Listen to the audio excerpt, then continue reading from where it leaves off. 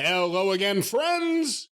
And you are our friends, and spring has sprung, and we are here, and welcome to another edition of Jim Cornette's Drive Thru right here on another sunny, shiny spring day, or our first one, actually, of the year. I'm your host, the great Brian Last. There's a man snickering over there. I'm amazed he has the energy to do that. He has been in a figure apocalypse. And here he is, Mr. Jim Cornette. Oh, God, just get it over with at this point. Just hand it off to me. That's a safe tag every time, Brian. I'll take over from here. I forgot this is your show now, and woe be it from me to just hold your show hostage. But good Lord, somebody has to lead this thing around. Spring has sprung, and an act of God benefited me.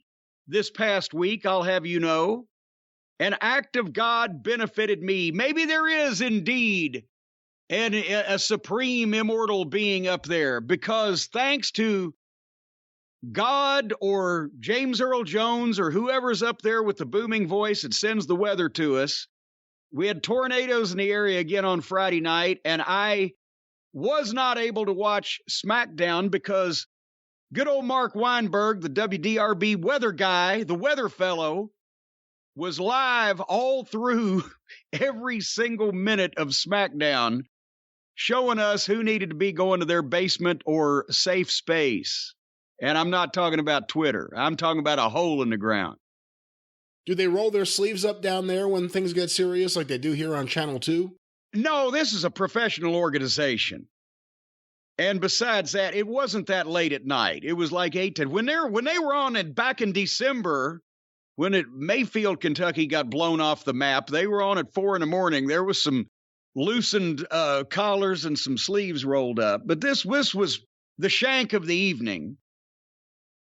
But now here's how screwy this weather is, Brian, because they had five. Now they've identified 5 tornadoes in the area within 80 miles of me.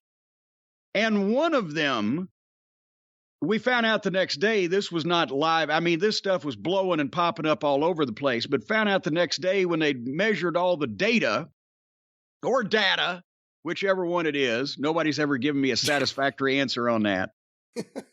There was a tornado briefly with 105-mile-an-hour winds, 20 miles as the crow would fly, if the crow could fly in 105-mile-an-hour winds, from my house.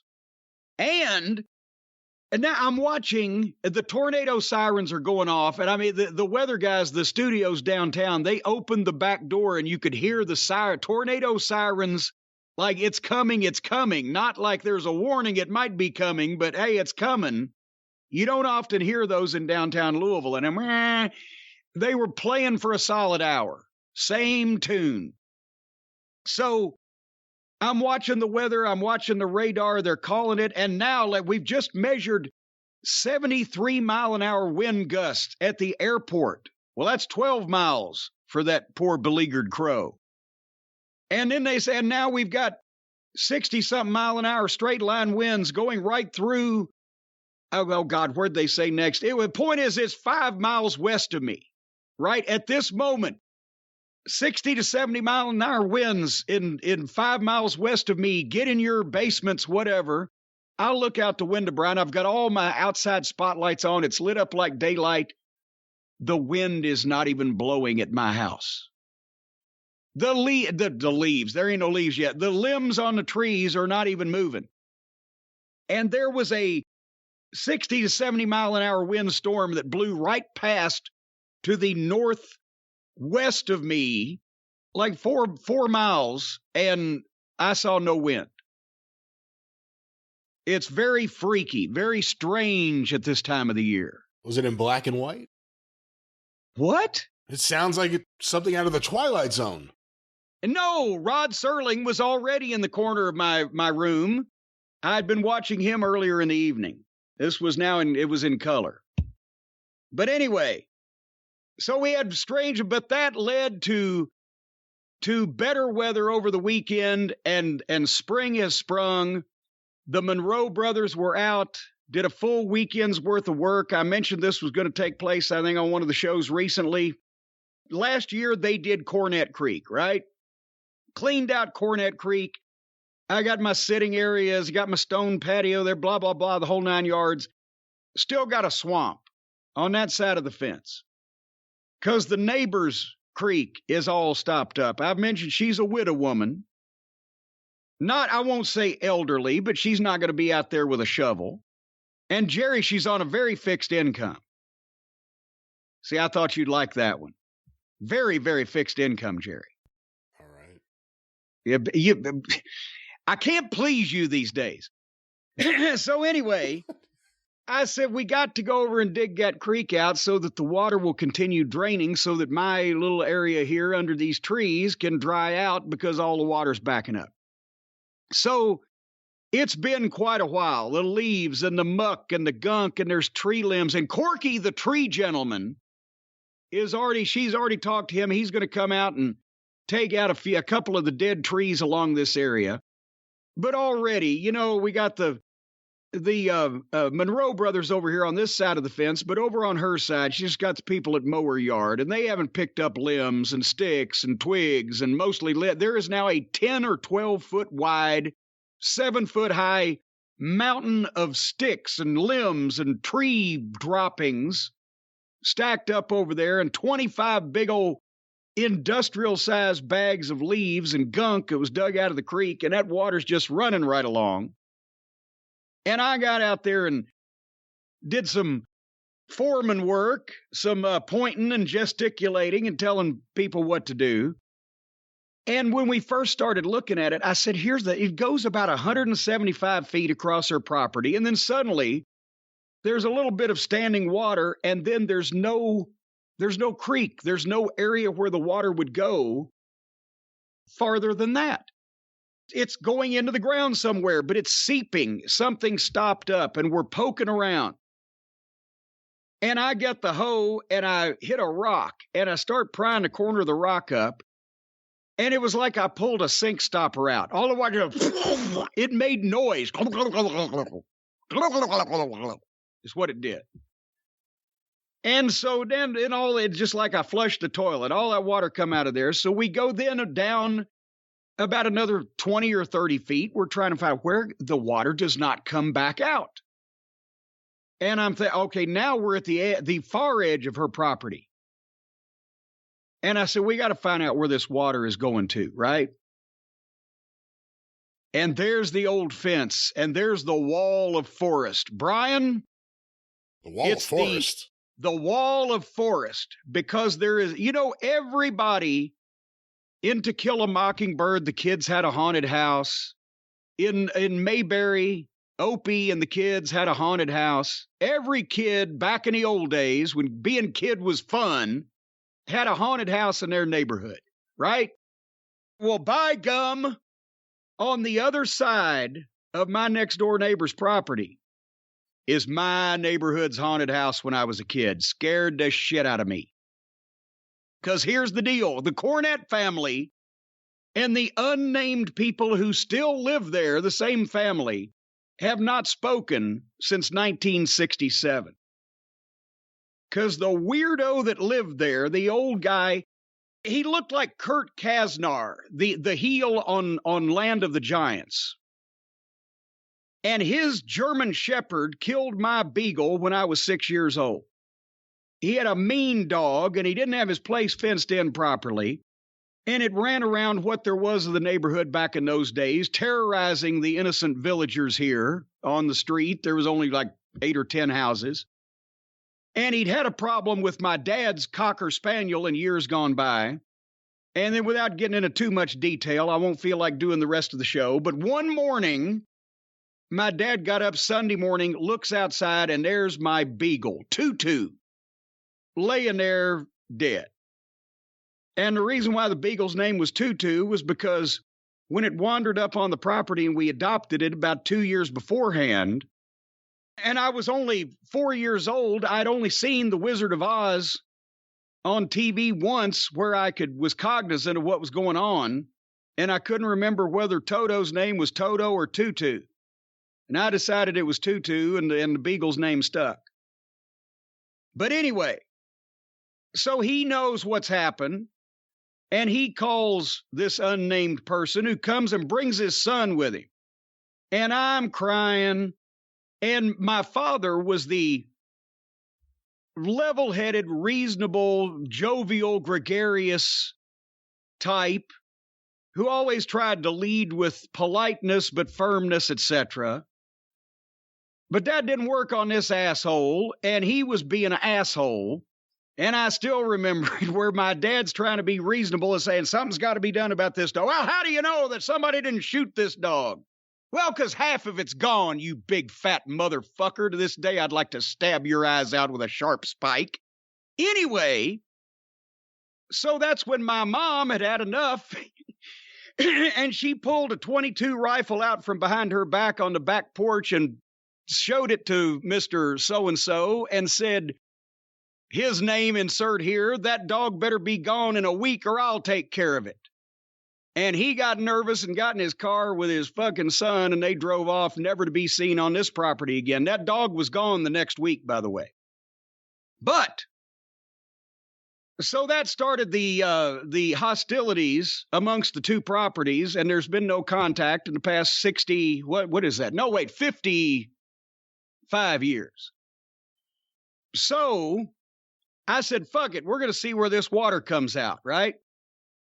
So the fence is so beat up now because this guy literally nobody has touched the rear 2.5 acres of his properties since probably late 60s, early 70s. Everything that's grown up or fallen over, there's an oak tree down that laying on the ground, it's almost as tall as a man.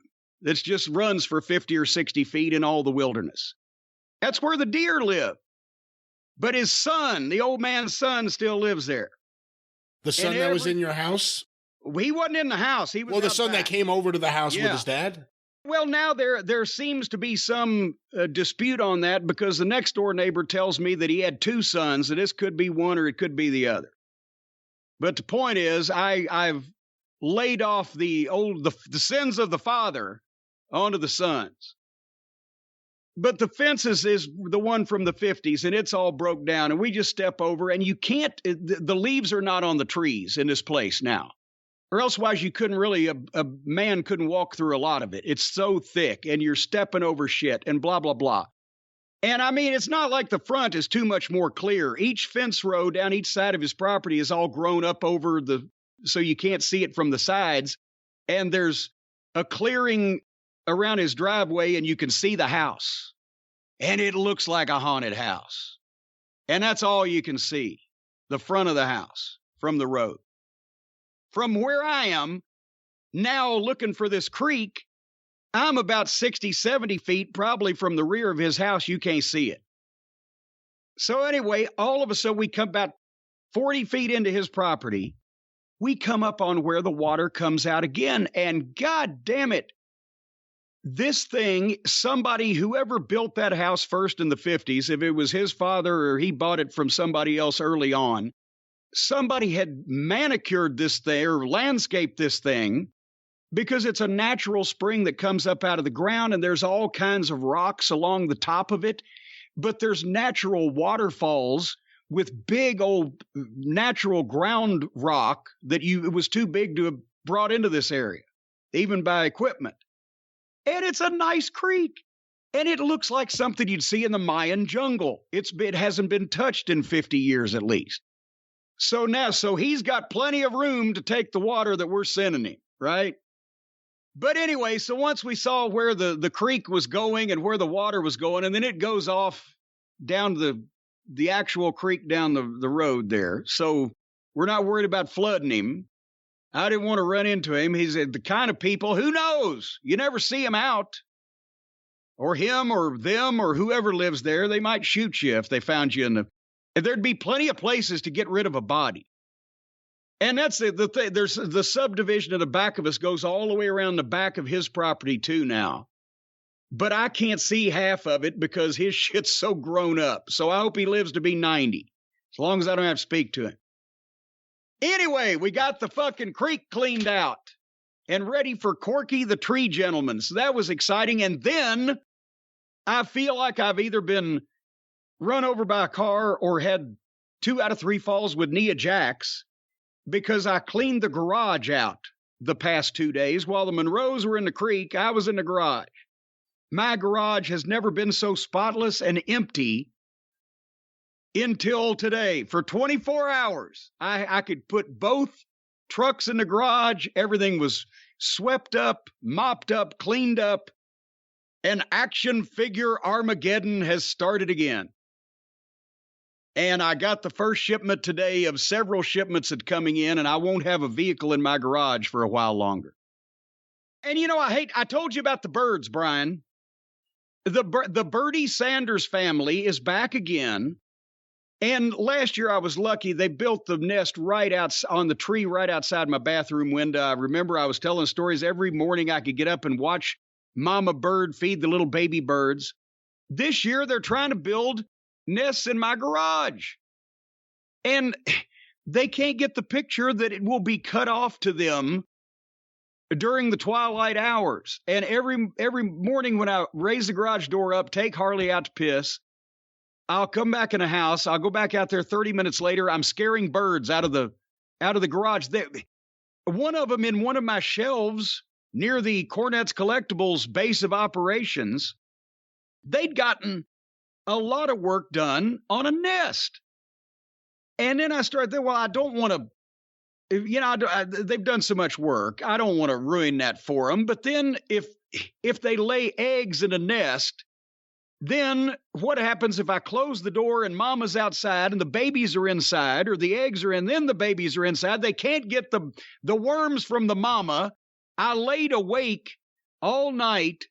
I think it was Sunday night. Well, I didn't lay awake all night. I was actually staring in bed at the ceiling, thinking about the poor little baby, the prospect of trapping baby birds away from their mother. So the next day I got up and I scooped the nest up and I took it outside and I set it on the ground. And what they do with it from there is up to them. But I couldn't take the responsibility of caring for the baby birds for 12 hours out of the day. Was I wrong, Brian? I feel like I was savage to these poor little birdies. Well, sometimes you have to put yourself first. Well, it's not, I wasn't putting myself yes, first. Yes, you were. You were saying you didn't have the time for 12 hours a day. You're putting your 12 hours working on Jim Cornette stuff. No. Ahead of the Bird family. No. The 12 hours would be when I'm asleep at night or when the garage door is closed. Then I wouldn't be able to care for the birds because everybody's asleep at night and the mama's locked outside the door. Don't you see? You have guys over there building all sorts of stuff. Them. You have guys building all sorts of stuff. You can make some sort of little bird room in there. A bird room? Now wait a minute. I do have a background in bird law. Do you now? And there is no statute that says that you must have a bird room I didn't say must. In your garage. I didn't say must. If you were so good at bird law, you would understand that every word has a meaning. I didn't say must. Well, and also that I thought you were going to say every bird has a meaning. Every bird has a meaning. And also every bird is the word. Have you heard? Bird, bird, bird. Bird is the word. Bird, bird, bird. Have you heard about the bird? Bird, bird, bird. Bird is the word. Surfing. All right. Did you see that the bald eagle is back? I didn't know he'd left. Well, at one point we were down to, I think, just like 2. Now there's a whole bunch of them all over the place, especially here in the New York area. They're flying around all over. Well, good. Whichever was the male one of that duo must have got his work done. Okay, I'm not sure if that's how it works, but yeah. Well, you would think that's what would instigate the propagation of the species, is if there was 2 of them, one had to be a male and one had to be a female, or elsewise sooner or later you'd have 0. If you had the time, are you the kind of man who could see yourself dedicating time every day to taking care of birds? Mike Tyson loved pigeons. Could you see yourself training and taking care of pigeons, for instance? I don't know if I'd have the patience to train a pigeon, but I've had bird. My mother had a parakeet. at one point. And my Aunt Lola had a number of parakeets. There was Davy and Buster. And actually, Davy was a smart parakeet. When my Uncle Tommy would go to work and he'd leave the house, there'd be Davy sitting there in the cage. He'd look, where's Pops? Where's Pops? He would ask for people if they weren't there. You know, we both love animals, and we've talked about it here on the show, and you've, in the past, talked about how much you hate people who hurt animals. But with all that said, have you ever been around a truly stupid dog? I have been around frustratingly antsy, energetic, kinetic, and or needy dogs that would drive you to distraction. And it's not their fault, but they're the kind of dogs that you love the more that you're not around them. There are dogs like that. In your head, they're wonderful. And then as soon as you get around them, like, oh, this dog's disgusting. Why did I come here? Well, but part of that now is bad parenting and people who don't bathe their dogs to where if they come up to give you the puppy kisses, but they've got gunk and dried kennel ration on their jowls, and their their eye googies have not been cleaned out properly and everything, and they've got muddy feet. You don't want puppy kisses from a homeless dog. Do you bathe Harley Quinn in between grooming sessions? No, once every 4 weeks, because Harley's she's like me. She's not a puppy that's going to go out and roll around in the dirt too much. She's fairly fastidious. It's about once a month. That seems to land, and she's got a little perfume spray just for little touch-ups in between. It makes her just smell flower fresh. Are there any other animals you would consider adding to the current group that you have over there? The repository. Well, I've got a lot out in the field there. I think between the deer, the chipmunks, the occasional possum, the moles I'd like to get rid of. If anybody needs some moles, you can come over and pick up some from me. We got a ton of squirrels. The birdies are cute. We got a family of cardinals this year living in one of the evergreen trees. I've seen them quite a bit. I love cute little rabbits and gerbils and hamsters and furry things like that. Right. But, gerbils are very popular these days here on the program. But you know what I have added to the menagerie? That's the word you were searching for, Brian. What I have added to the menagerie over here is some poor old homeless action figures looking for people to adopt them. How'd you like that transition?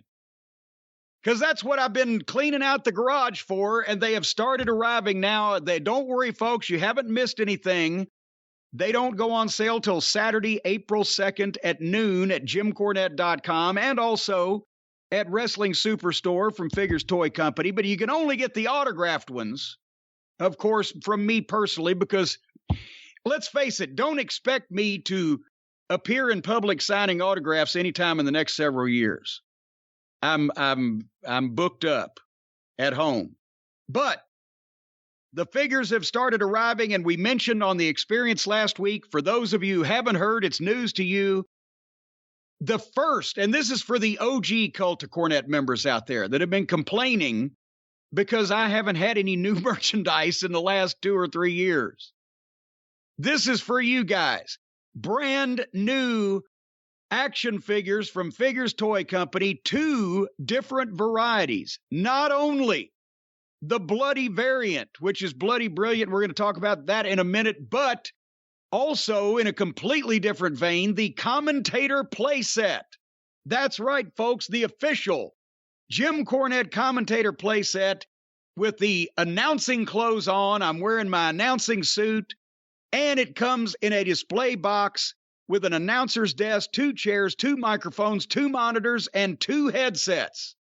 So if you've already got another Jim Cornette figure, then we can do play-by-play. And Brian, that would have been the Dream Announce team. Play-by-play Jim Cornette and color Jim Cornette. That sounds like a nightmare. I mean, well, one that you'd hope to never awaken from.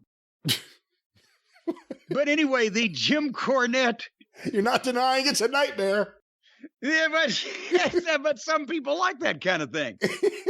For the kind of people that like that kind of thing, that's the kind of thing those people like. The Jim Cornette Commentator Playset, available at JimCornette.com on Saturday, April 2nd at noon Eastern, and you can go to JimCornette.com right now, and there's a banner with pictures and details of what I've just talked about on the home page that you can see, and we mentioned the bloody variant, the infamous incident between me and Paulie Danger Heyman on TBS television in 1988 when he hit me with that brick cell phone. And Brian, that's where I learned what a lot of people have learned in the wrestling business. Never say to somebody that's nervous anyway, just lay it in. But nevertheless, this variant recreates that incident right down to the suit that I was wearing with the white jacket, blood spattered, blood spurting from my... Actually, that would have been good. We can't do a spurtable figure in mass quantities. But it would have been cool if we could get a limited number that would spurt the actual blood. But I have blood. I'm bloody. I'm covered in blood, ladies and gentlemen. Blood, blood, blood, blood-soaked aftermath. I sound like Bob Luce now. Blood! And all these can be autographed to your specifications, by the way, both the bloody variant and the commentator playset. And oh, did I mention that the bloody variant comes with glasses, microphone, and tennis racket. The tennis racket, and it will fit into the hand of all of the Jim Cornette action figures that you may already have in your collection. So anyway, that can be seen also at JimCornette.com, banner on the homepage. There are only going to be 1,200 of the bloody variants, available at JimCornette.com. It's a limited variant. It will not be reproduced again, and we're going to have 1,200 of them, signed variants at JimCornette.com. The commentator playset, we're going to have 1,500 of them. And I'm not going to say it's never going to be remade, but if you miss out on this round, it's probably going to be 2 years. So if you're eligible for AARP, get this commentator playset now. You may not make it till when we do them again. I may not make it till when we do them again, come to think of it. Anyway, did I mention JimCornette.com Saturday, April 2nd at noon Eastern enough? Sure. I mean, there's always room for more. Saturday, April 2nd at noon Eastern. JimCornette.com. Hey, make the feather bottoms hop up and down with joy or frustration or sheer panic, one or the other. But they're going to be handling this. The inventory feature works. People are getting their confirmation emails. You're getting tracking numbers. This ain't going to be some outlaw mud show like when I was handling everything start to finish like myself. We're going to get this done. It's still going to take me a while to sign all these, but we're going to get it done in a more cohesive fashion than in the past. All right. Well, speaking of the present and maybe even you the got future, me a present? You got me a present? No, I said the present, not a present. You only got me one present. The present. What present is it? I didn't get you any presents. You said the present. Speaking of the present day. Singular. There's one. The present. What's the present for today? Well, there's no present you're today. You're going to get me a goddamn present. There will be no cake. There will be no present, but we do have questions. So many questions for you. So many questions. I can't even believe it. I have questions for you. How did you not know until 5 minutes before we went on the air today that Katy Perry has a pussycat named Kitty Purry? How did you not know that, Brian Last? I think the bigger question is, how did you know that, Jim Cornette? I saw her mention it on one of those goddamn talent shows she used to be a judge on. And I thought that was actually kind of witty, come to think of it. Do you like a dog having a funny name or a wacky name, or do you think they should have like a everyday, like, come here, Steve? Yeah, what do you think a dog name should be? I think a dog's name should fit the dog. Fit its, not only its look, but it's sort of like wrestlers. Not only should it fit its look, but fit its attitude, fit its personality. I believe there's a name test for dogs also. So Lance Russell had a dog, and he was a cute, floppy dog that was affectionate and lovable. He named it Buddy, because that's That's so the perfect name for Lance Russell. that is the dog and the name that Lance Russell should have. Meanwhile, my lovely wife Stacy has a dog. Well, I, by proxy of marriage, do as well, named Harley Quinn, because that fit, and she fits that personality also. It just depends on who the owner is, who the dog is, what the dog's personality is like, and whether the dog's going to be a baby face or a heel. Well, speaking of dogs, we have a lot of questions here this week. Speaking of dogs, this program is currently ongoing. All right, continue. You lead me from here. Where do you want to go? Well, I guess before we get to the questions, I don't know what, if anything, you would have watched over the last few days. I didn't watch much. I fell asleep towards the end, I think, of Raw. I just gave up and went to the couch. You mean Raw ended? I think it did. I actually don't know for sure because I turned off the USA Network. But did you see anything either Friday night SmackDown or Rampage or Monday night? Well, Raw. Well, yeah, because we're doing this program on Tuesday because of, and here's another thing. Brian explained this to me. You lived in a house for several years with a generator and your electricity never went off. But as soon as you moved to a brand new, even bigger house that doesn't have a generator, your power's out every week and a half. It's been out a couple times. So we're doing this on Tuesday, and I have... And the generator people are coming here this week. On Thursday, yeah. Yeah, for real.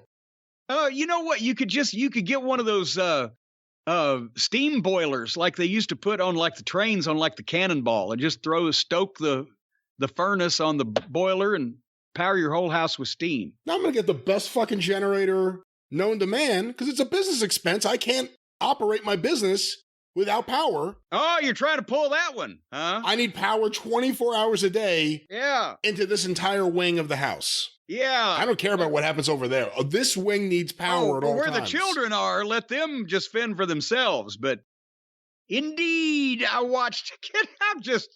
I'm fucking slappy. Between sore from carrying boxes and cleaning out the garage and watching just the smidgen of wrestling I did over the weekend, I'm fucking delirious. I'm actually, that could be taken another way if you were thinking about the wrestler. No wonder he got to be the booker. Interesting. No, only a platonic explains everything. Relationship there. I made some notes. On AEW Rampage on Friday night, this was another barn burner of a program that they made sure. Can you look up the ratings while I tell the people what they missed, if they missed it and they were lucky enough to do that? Okay. To see if anybody would have watched this program on Rampage. This is the company that can't hire the Briscoes. This is the company where Jay Lethal, his picture is on a milk carton. This is where we'd love to see more of Powerhouse Hobbs or people like that. Darby Allin wrestled the Butcher. Layla Hirsch went one-on-one with Red Velvet. We had 6-man tag team trios action. The House of Black, so all those black fellows, they are in a 6-man tag against Bear Country and Fago del Sol. And the main event was Keith Bearcat Lee versus Max Caster, who sounds like a guy who should be running his own makeup empire. Did anybody watch that program? Because I didn't. I didn't either, and I'm looking here at the ratings. An average of 398,000 viewers. No! It's down 24.33% from the previous week, which did 526,000 viewers. And I know it was a different time, but when the Friday night Power Hour, often co-hosted by yours truly, Jim Cornette, debuted on TBS, and what was it? Was it 1989, I think it was? Yes. Unless we were pushed back an hour by the Atlanta Braves, that was the lowest rated of the 3 shows on TBS, Friday, Saturday, and Sunday, and we still did 1 million people. So anyway, so that was that. But you guys were trying, with all due respect to... And that's true. We were trying to get people to watch. And I like Max Caster, and I like Keith Lee, and there are other people like Darby I like on that show, but It's an uninspiring show. It's an uninspiring lineup. You have to be a hardcore AEW fan who wants to watch everything to go out of your way to see that show on a Friday night, or even go out of your way to set the DVR to record it. And then go out of your way to muddle through it. There was a piece of business which I wanted to see on SmackDown, and they obviously the Tornadoes took that opportunity away, but they did recap it in highlight form on Raw. I did zip through a bit of Raw. Would you like just some random observations? Please, because I watched way too much of it. I'd love to hear what you thought of that shit show. Oh, my God. Okay, Kevin Steen coming out dressed as Steve Austin. While I always liked the heels dressing up as the baby faces deal, I booked it. I think once in OVW, I may have done it in Smoky Mountain. It's a good way for the heels to mock the baby faces before the heels eventually get their comeuppance and the big, blow off. But in this case, I was having to think, what the fuck if I was one of those people that would have in the arena that had bought these tickets, left my house, driven somewhere, parked, paid to park, took friends or family or kids or whoever the fuck, paid for at least my shit, beer, Cokes, hot dogs, if not the whole family, sitting there. And the first thing that I see is Steve Austin's music and the glass break and his name on the Titantron and holy shit, and everybody lost their fucking minds, and then here comes Kevin Steen in a fucking skull cap and a T-shirt. I don't know if I would have recovered enough to enjoy the rest of the evening after that. What about you? Sadly, it's the best thing he's done to actually build to a match with Steve Austin. Instead of him just wearing a cowboy hat ranting about Dallas, this is the most direct thing he's actually done just a few weeks out from WrestleMania to build to the match. The other thing is, and I've been thinking about it, if you're there with your wife and kids, so let's use your example, the husband's going to go crazy for Steve Austin. The wife's probably not going crazy for anything all night unless she's into wrestling. Right. Are kids today educated on the glass break, on who Steve Austin is, why he was different? Because they don't really do historical stuff on TV much. So you'd have to be going deep into the network or Peacock. So when we're building the Kevin Owens against this legend, do you think Steve Austin's known enough to younger fans? I mean, when you think about it, he's been retired for 20 years almost. Well, but how younger fans? If there was a bunch of 8, 9, 10-year-olds. 25-year-old.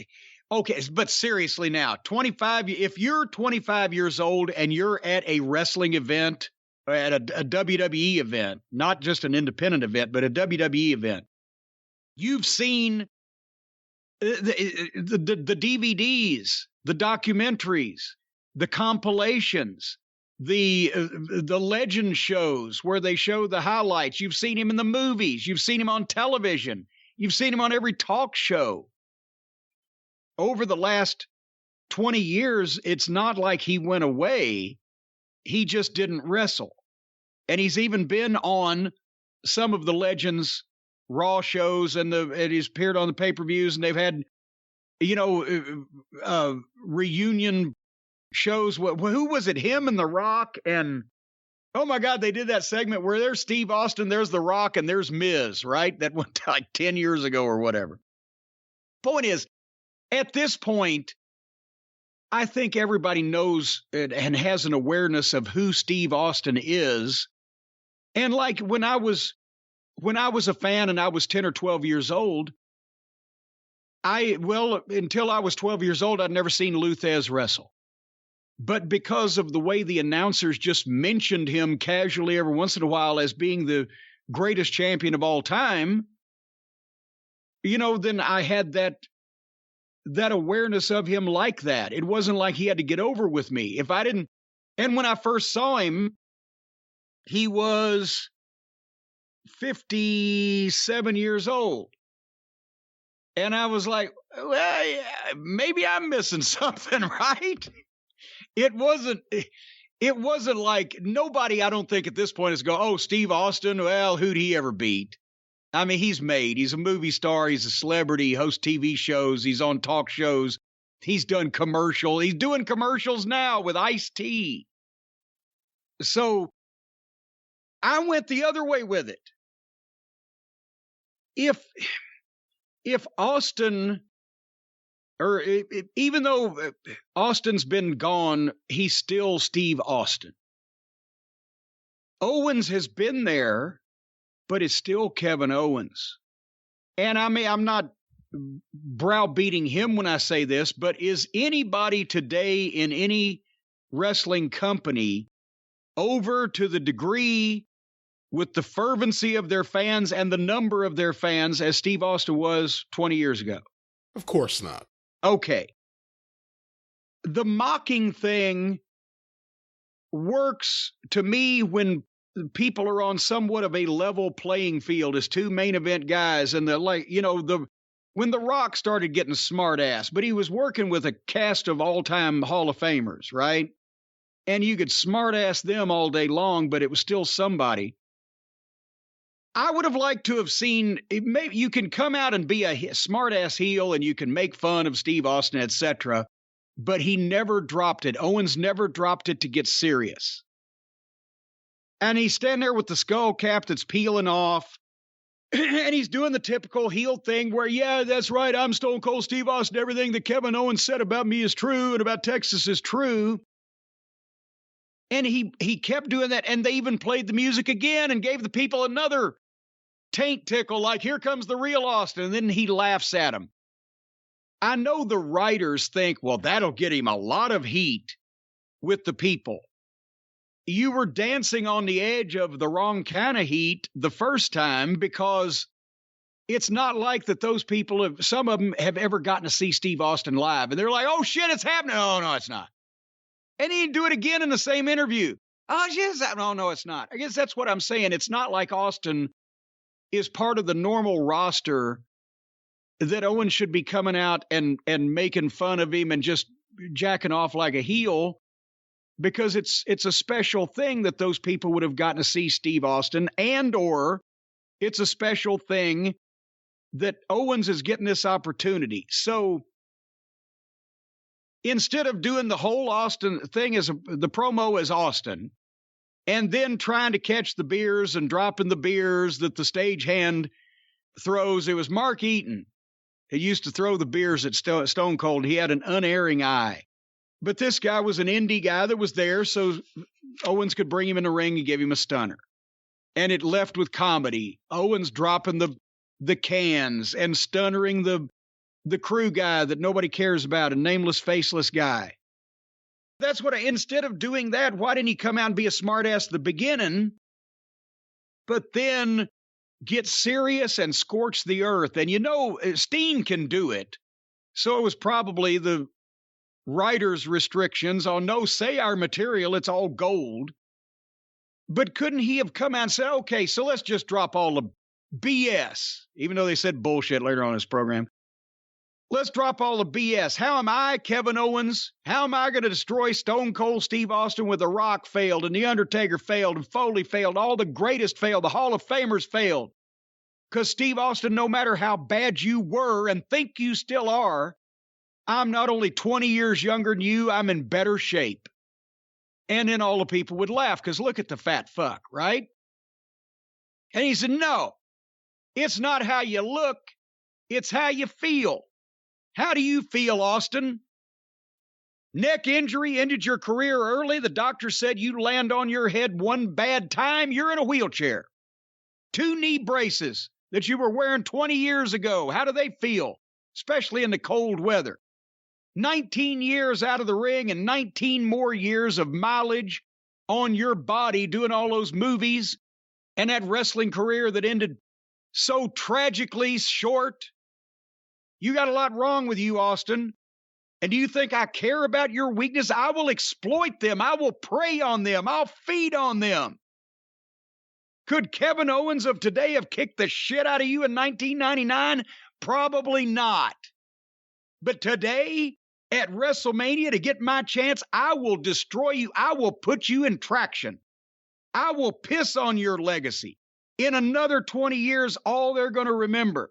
They're not going to remember about your CAT scans and your ligaments and your spinal column and your doctor's reports. They're going to remember that Kevin Owens put Steve Austin in a hospital at WrestleMania in 2022, and we never saw Stone Cold again.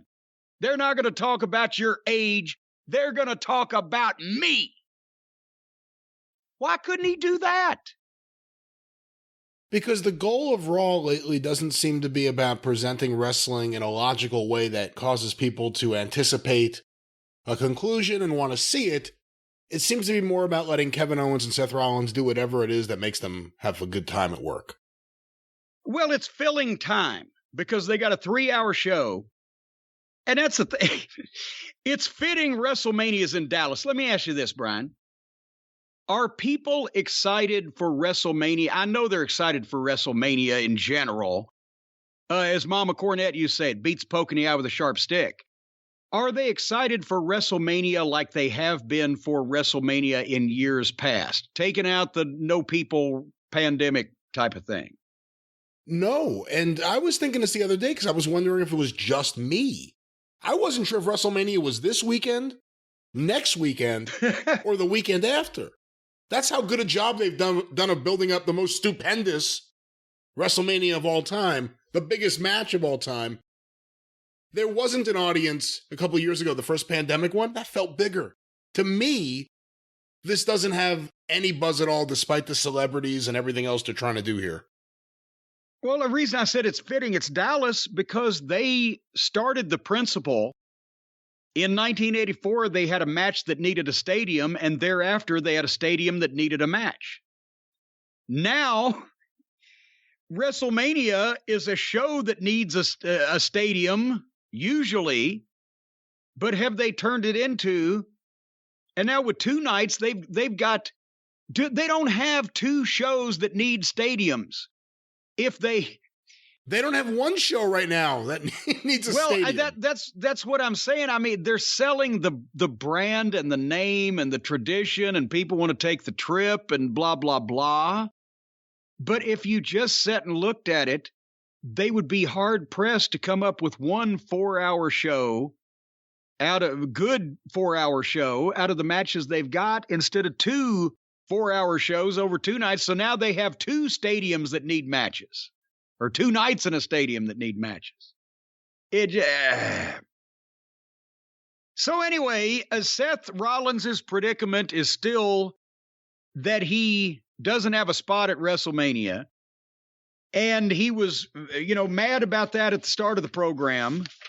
And then he comes out in the match with the Mysterios, but I don't know whether they actually sent him out there to just piss on the match and keep people through the break with a supposedly bad microphone, or if the mic really was bad and they said, well, just go back and we'll talk about it later in the pre-tape or in the backstage segment.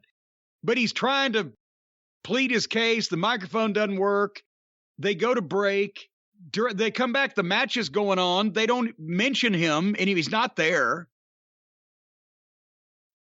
And then later on, he's in the back with Adam Pearce and Cruella, and he's doing is it Jack Nicholson? Is it Michael Keaton? Is it, who was the modern guy that was one of the new Jokers? Oh, I don't think it's that. I think it's like the Joker on the 60s TV Batman had a baby with Frank Gorshin.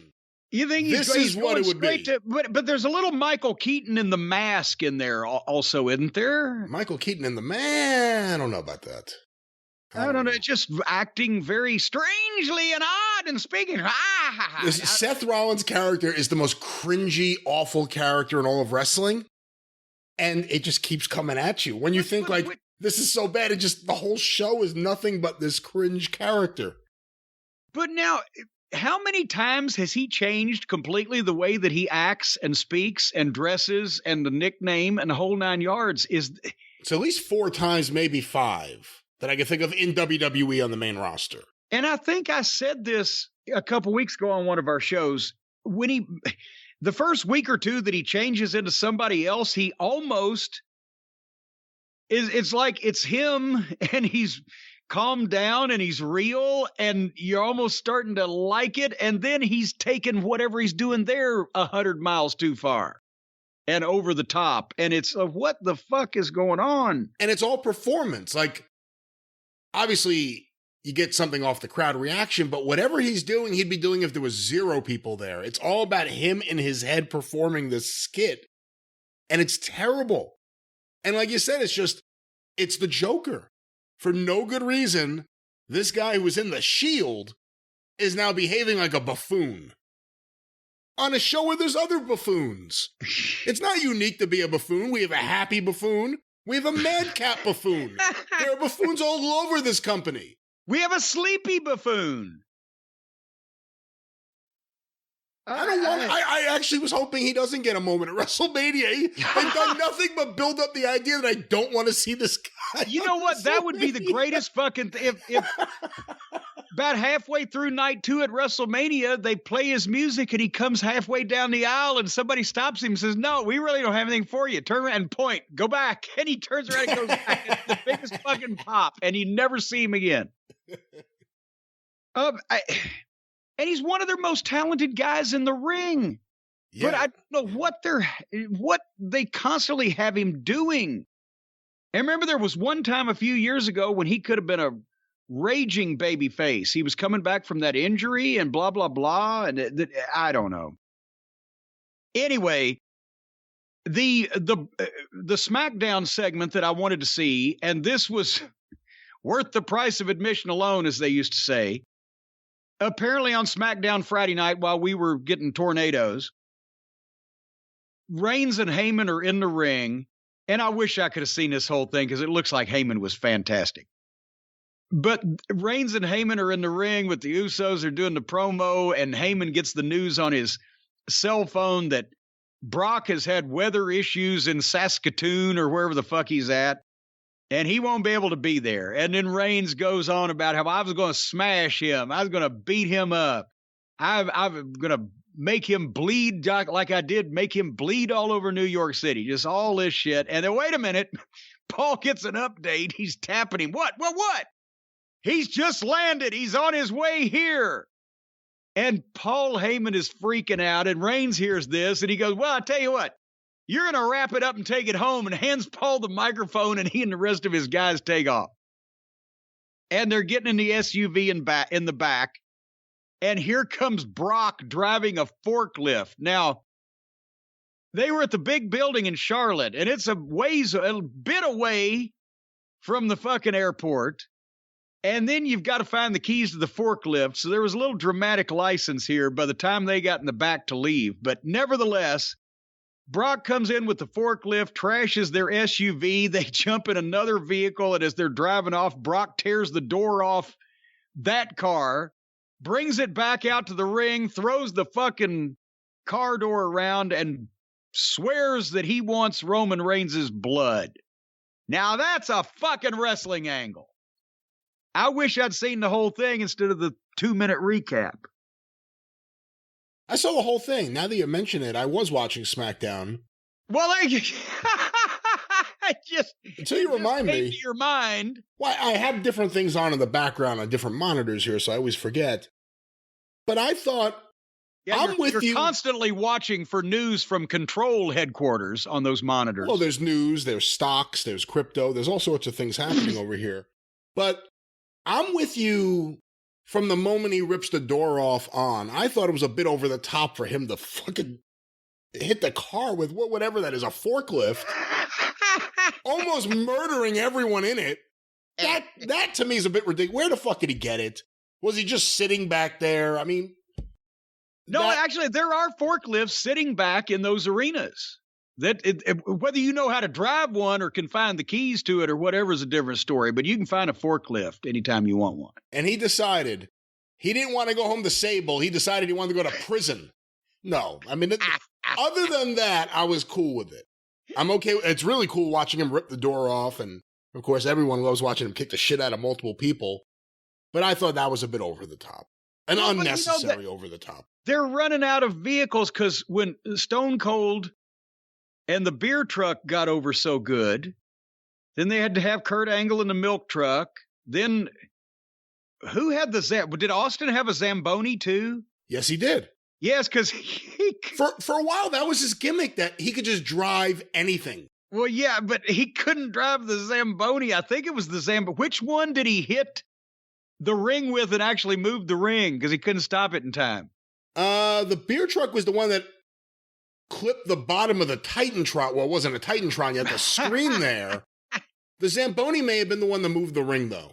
There was one he ran straight into the ring. But, I mean, they're running out of shit for guys to drive. And now next week on Dynamite, on the other channel, the Harley boys are going to come in their souped-up tricycles with the fucking ribbons they won for the tricycle decorating contest at the county fair, but they're running out of vehicles for wrestlers to drive. Almost. This time he beat Apollo Crews and Commander Sneeze. I watched this too.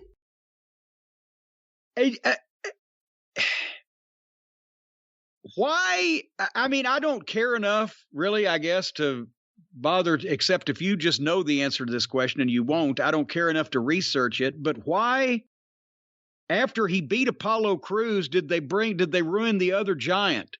Because Sneeze is... That's the best part. Sneeze is a giant, too, and if Almost don't work out, then Sneeze, they could put some lifts in his boots and 2 inches, and he's there with Almost. He's not quite as thick as Almost, but he looks younger. Why did they have to beat the other giant, too?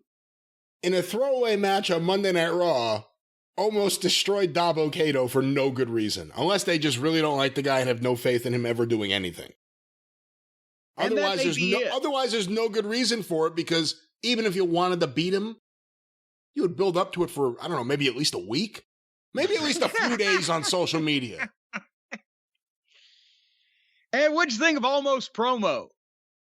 You know, he's getting to that point where I'm starting to enjoy everything he does, and there are parts of it I'm like, yeah, this guy could be good. Then there's parts of it's like, oh, okay. Okay. But there's something really impressive about him. I mean, look, he's gigantic. He's not gigantic and too skinny, which is a problem we've seen a lot. He has intensity. He was also rushed to the main roster. Yeah. So there's going to be problems with that inherently. And this is where they need a secondary manager. Heyman can't do everything. He could pop the corn too, Vince, but he can't do everything. But this guy, besides the fact that where is he from? He's a whatever version of Andre over in AEW. Is it between the deepness of his voice and the accent? From Nigeria. Okay, he's got a Nigerian accent, he's got a very deep voice, and he's not a natural public speaker. I would have, where's Downtown Bruno when you need poor old Harvey Whippleman? He's starring on The Young Rock. He's getting someone Chinese food. That's where he is. Yeah, well, yeah, he's getting somebody's Chinese food, and there's Almost out there trying to talk for himself. I mean, he's got Andre's teeth. A lot of people don't remember Andre was not a great promo either. And also, Andre was a babyface, and that's easier. If you're trying to make a heel monster, there should be some, probably the smallest that you can possibly find, arrogant manipulator talking for him and directing his career, and then you'd have a fearsome force, because what he is right now is big and green as a pepper tree. And they had him with AJ for a while, and that just dissolved, I guess. I mean, we kind of saw them breaking up, but that wasn't the kind of thing you're talking about either, where he's just the Kevin Nash to AJ Shawn Michaels. Right. No, if you're trying to make this guy, they were trying to put him in tag team matches, but then all it did was AJ would get the shit kicked out of him for 20 minutes, and then he'd make the big comeback or whatever. But no, I don't know what they were trying to put together with that method of doing that, but that didn't work either. But if you're going to focus on a guy as a dominant singles force as a wrestler, there's more to the presentation than just being big and he's green. And Seth Rollins, speaking of AJ Styles, now wanted AJ's spot. And that's running through this program. I'm sure that they've got some openings for vendors, parking attendants. Seth could be at WrestleMania if he really wanted to be and draw a good, honest paycheck. Well, we'll see what happens, but I mentioned before, this show, Monday Night Raw, put me to sleep, so I didn't get to actually see the payoff at the end of the show. I don't know how it ended. But where I went to sleep was in the library. Of course, next to the office is the library, and I have my All-Form couch by Helix. I didn't get to go upstairs and get in my Helix sleep mattress until about 1 a.m., but I was happy I did. Always a good night's sleep. Get in it or on it? I got on it. I get in under the sheets, so I guess I consider that in the bed. Get in the bed. Get on the bed. But you don't get in the mattress. You get on the mattress in the bed. That's right. See, if you've got one of these special Helix mattresses that have the zipper all the way down the side, that's not what you can unzip that thing and you can crawl in that. And that way, when the fucking feds come knocking on your door, nobody knows where you are. Folks, with a Helix mattress, the feds for your questionable income tax procedures. They're right off your electricity. I think you're thinking of another podcaster. Folks, the Helix mattress. The Helix mattress does have a zipper down the side that you can crawl into and hide from federal authorities, but only if you pay double. If you just want regular mattresses, they got those too. The folks at Helix Sleep, they have soft, medium, and firm. They have mattresses if you like to sleep on your side, back, or stomach, or if you like to move around all night. Or as Mama Cornette used to say at dinner, if somebody said, "Would you like a roll?" And she said, "No, let's just lay still a while." But anyway, if you're looking for a mattress of any kind, you get on helixsleep.com, Helix, helixsleep.com, and you take their quiz. It takes about 2 minutes. They just want to know how you like to sleep and what positions, whether you're hot at night, cool at night, whatever the case may be. Then they will match you up to the perfect mattress, and you order it. It comes right to your door, shipped for free. You never have to go to the store ever again. And as Brian mentioned, if you want to get away from the pain and anguish of watching modern wrestling, you lay down on one of these things, any of their products, you'll go to sleep instantly. You'll be out like a light. In some cases, they'll need to give you the smelling salts to revive you. But go to helixsleep.com/JCE, because once you slash that JCE on there, they're offering up to $200 off all mattress orders and 2 free pillows. For our listeners only, helixsleep.com/JCE. It's a 10-year warranty. You get to try it out for 100 nights risk-free, and they'll pick it up for you if you don't love it. As a matter of fact, I don't know why you wouldn't love it, but they will stand by this thing because they got people lined up waiting for these mattresses. They'll pick it up at your place, and they'll take it over to Fred's, and he'll appreciate it. Folks, they got over 12,000 five-star reviews. There have been over 1 billion hours slept on Helix mattresses.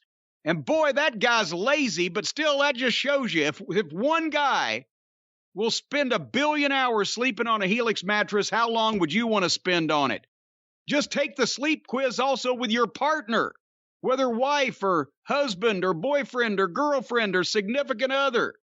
And they'll match you to a mattress that works for both of you. Just let them know who likes to be on top. They'll do the rest. No need to fight about this thing. Anyway, helixsleep.com/JCE, up to $200 off all mattress orders and 2 free pillows for our listeners right now. You got to go get these things and sleep until the sun comes out your ass. Well, Jim, before we put the audience to sleep, why don't we get back to some wrestling talk? Was that it with Raw? Did you watch any more? No, did you fall asleep like I did?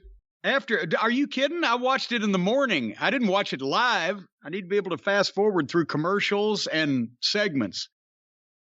Becky Lynch gave a one-woman dramatic reading in a theater in the round setting. I thought it was fabulous. I think she's one of the better actresses on the roster. Possibly she trained at the Actors Studio. I would say that she's got a great future in Broadway. Do you think her and Seth Rollins do classes together? Possibly. She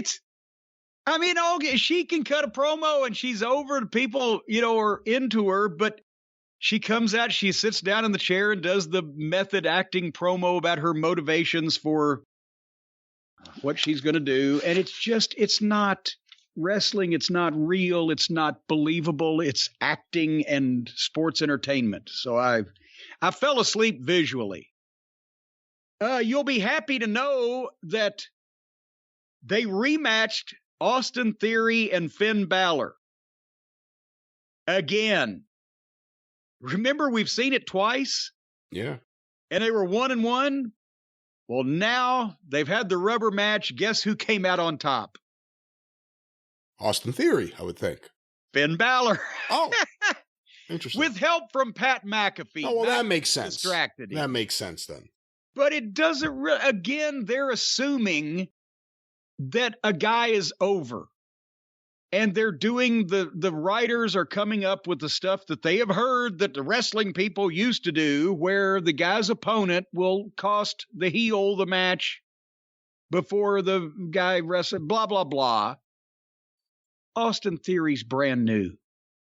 And now that Vince has taken him under his wing, suddenly he gets TV time, but that doesn't mean that everybody thinks that he's ready to fucking conquer the world. And it would seem to me that you don't need to let the babyface distract the heel that he's going to be wrestling at WrestleMania so he can get beat by a guy that already beat him a couple weeks ago to begin with. Shouldn't Theory be looking like a threat against most people? I'm not saying don't juice up the match. Have Theory beat Balor flat in the middle of the ring if you're going to have that match, or if you don't want to beat Balor, then don't do it. But have him beat the guy in the middle of the ring and then have the babyface do something to get the upper hand on him in a demeaning or humiliating fashion or whatever to make the heel mad but want to get even, but he just loses a lot. It's my thought on that.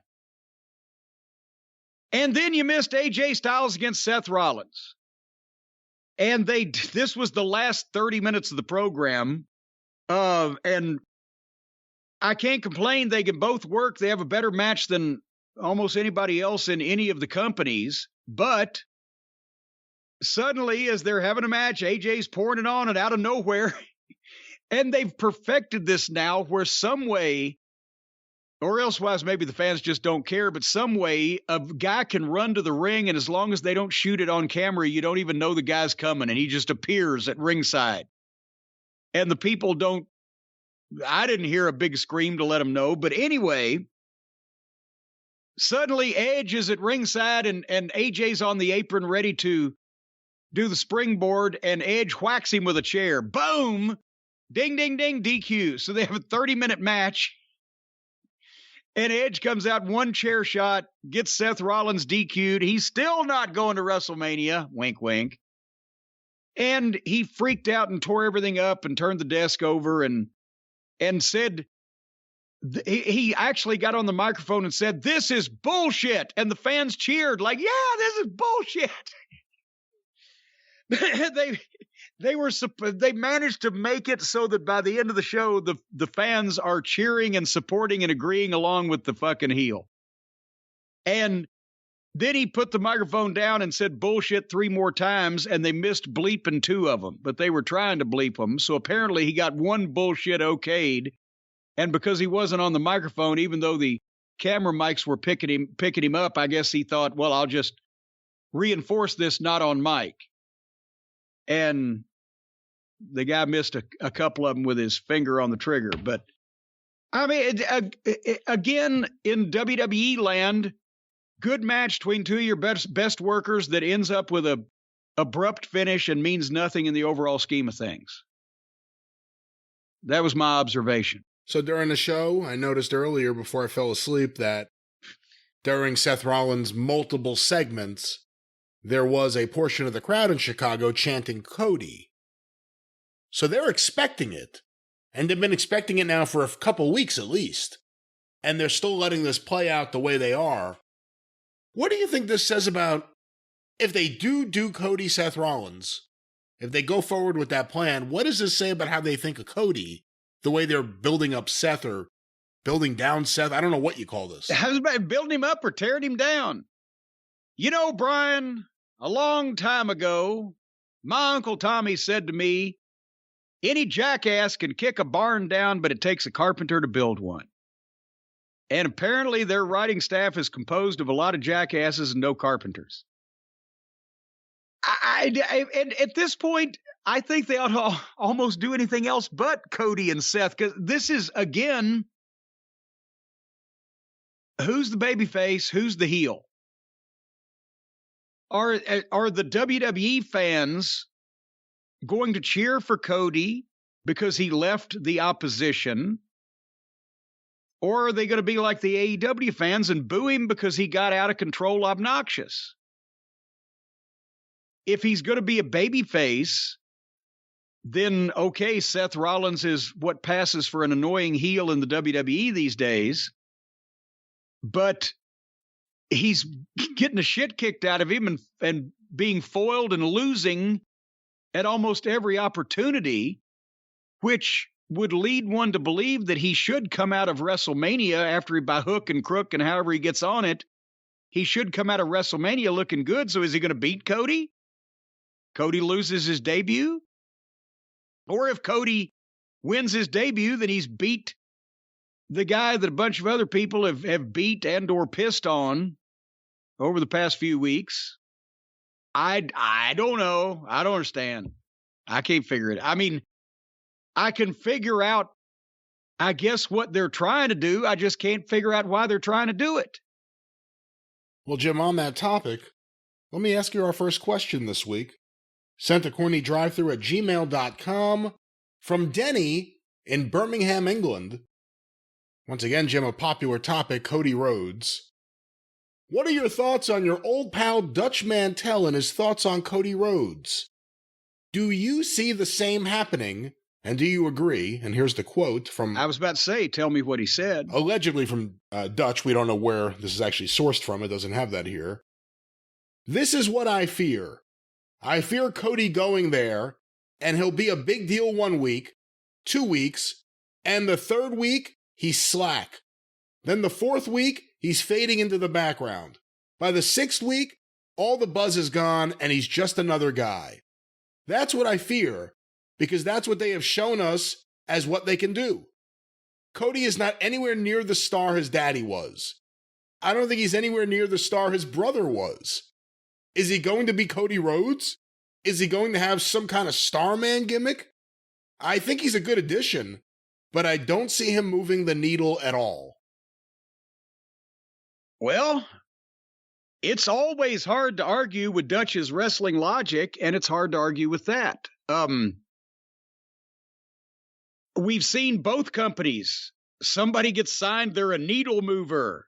The ground will shake, the earth will change, and in 6 weeks later, they're one of the boys or one of the girls. That's common these days.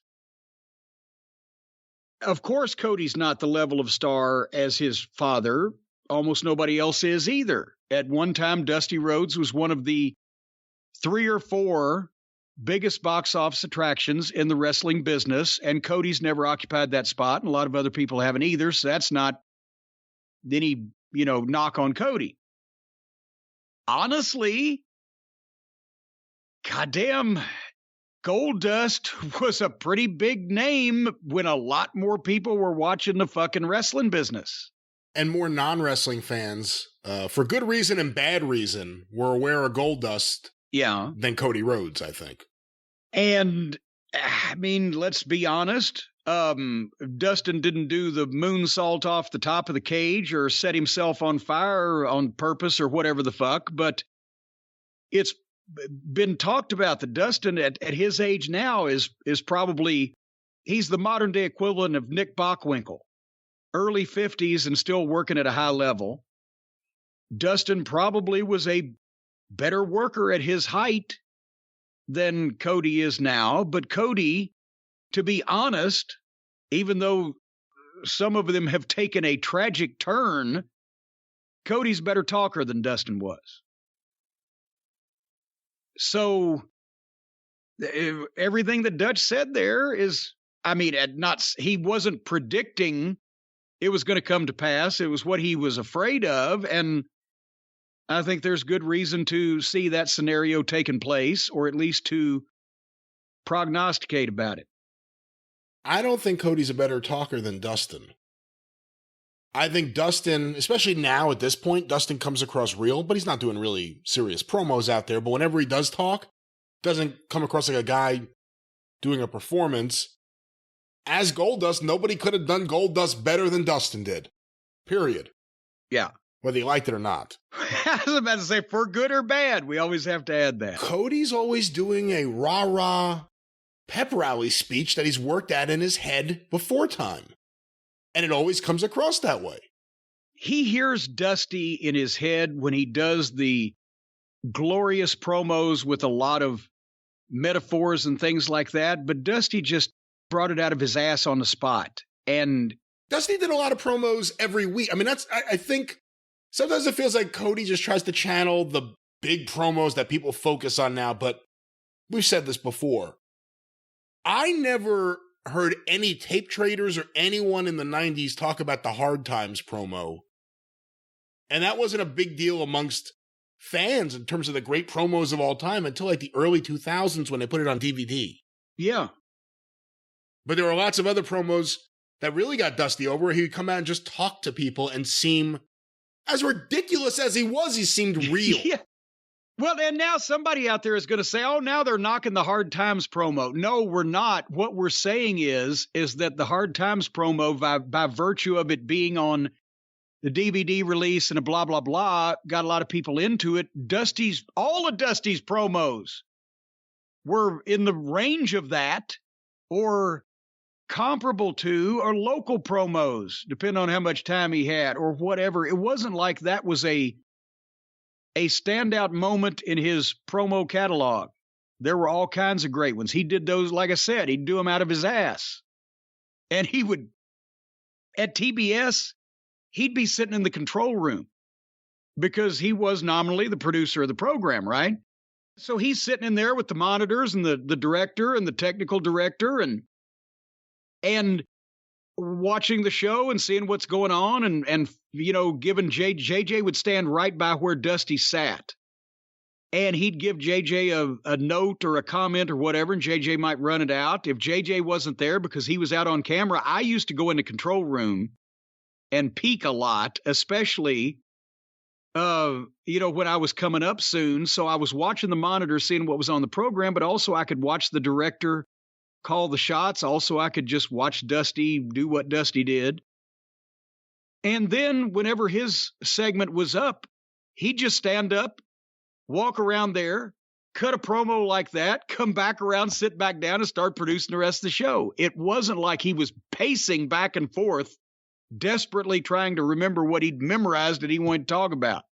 It was completely off top of his fucking head. He knew what he wanted to sell. He just waited till he got out there to do the pitch. Yeah, I don't think Cody could do that. It's not looking that way. But that's, you know, like you said, Dusty he looked preposterous if you had no idea who he was, what he was. And then once you started listening to him, then you started kind of getting it. But it was Dusty. It was Dusty turned up, just like all the guys. But, you know, without context, sometimes things can look either better or worse than they were, but Dusty's promos were always good. I mean, context is the Bloody Variant action figure on sale Saturday, April 2nd at noon Eastern at JimCornette.com. I was sitting when I was looking at him, getting some out of the box. There's some poor old Chinese lady that works at this toy factory, sitting there with a paintbrush, painting goddamn blood splashes on a white dinner jacket and blood on this guy's head. She has no idea. She don't know what professional wrestling is. She has no context of it. She's thinking, what the fuck's the matter with these Americans? And is this like what they do to people in the streets? Have they bloodied this man and they're going to hang him in effigy or something? He's in such a nice suit. Yes, he looks like a maitre d'. And it's the same thing. It's the same thing with when you see some of the wrestlers that were huge stars in different eras, but you don't know what about them, how they were presented, how they spoke. You just see the picture. You go, what the fuck? But with Dusty, that's why he used, God, who did it? Was it George Thorogood? Can't judge a book by looking at the cover? Or no, it was, it was Bo Diddley. Do you remember when he used that music? I remember the music. I'm not sure. I'm familiar with Bo Diddley's earlier stuff, not his later work. Well, you make him sound like goddamn Picasso there. Well, no, his first few albums are actually pretty extraordinary. The sound that he was able to get on those first few records. And he's also the first guy to realize how smart it was to just talk about yourself in every song. Yeah, yeah. But I don't remember what album. Well, anyway, you can't judge a book by looking at the cover. That was Dusty's music. You know what some people just need to understand? Sometimes you can judge a book by the cover. I have a pretty big library. There are certain books, you look at the cover, you can figure out exactly what it is. But anyway, Jim. I remember a Dumbo Does It Donkey Style. When I got that cover of that book, I instantly knew. Oh, it was a book. Oh, that surprises me. I didn't realize that was a book. It was a Tijuana Bible. Oh, okay. I have a collection of those, actually. I understand you wrote and starred in a few of them. I have the Jim Landis Tijuana Bible. How about he that? was Greek, though. He was, and that's why the theme of this in that book. That's why the theme of that was some things that people say about Greek people. At least they did back then. But let's get another question here, Jim. Let's stay on the topic of the Rhodes family. Several people have sent this in because seemingly they love to hear you talk about the Rhodes family. Have you seen the news? And I have the headline here from Deadline.com. Brandy Rhodes cooks up deal with Diga Studios, D-I-G-A, I assume it's Diga, Diga Studios to take reality series to TV. Have you heard about this before I even get to the article? Well, she was doing a cooking program on, what was it, on AEW's YouTube or whatever, A Shot of Brandy. And now she wants to take that to the big time. Because when you think about watching Brandy Rhodes on television, you think about drinking alcohol heavily.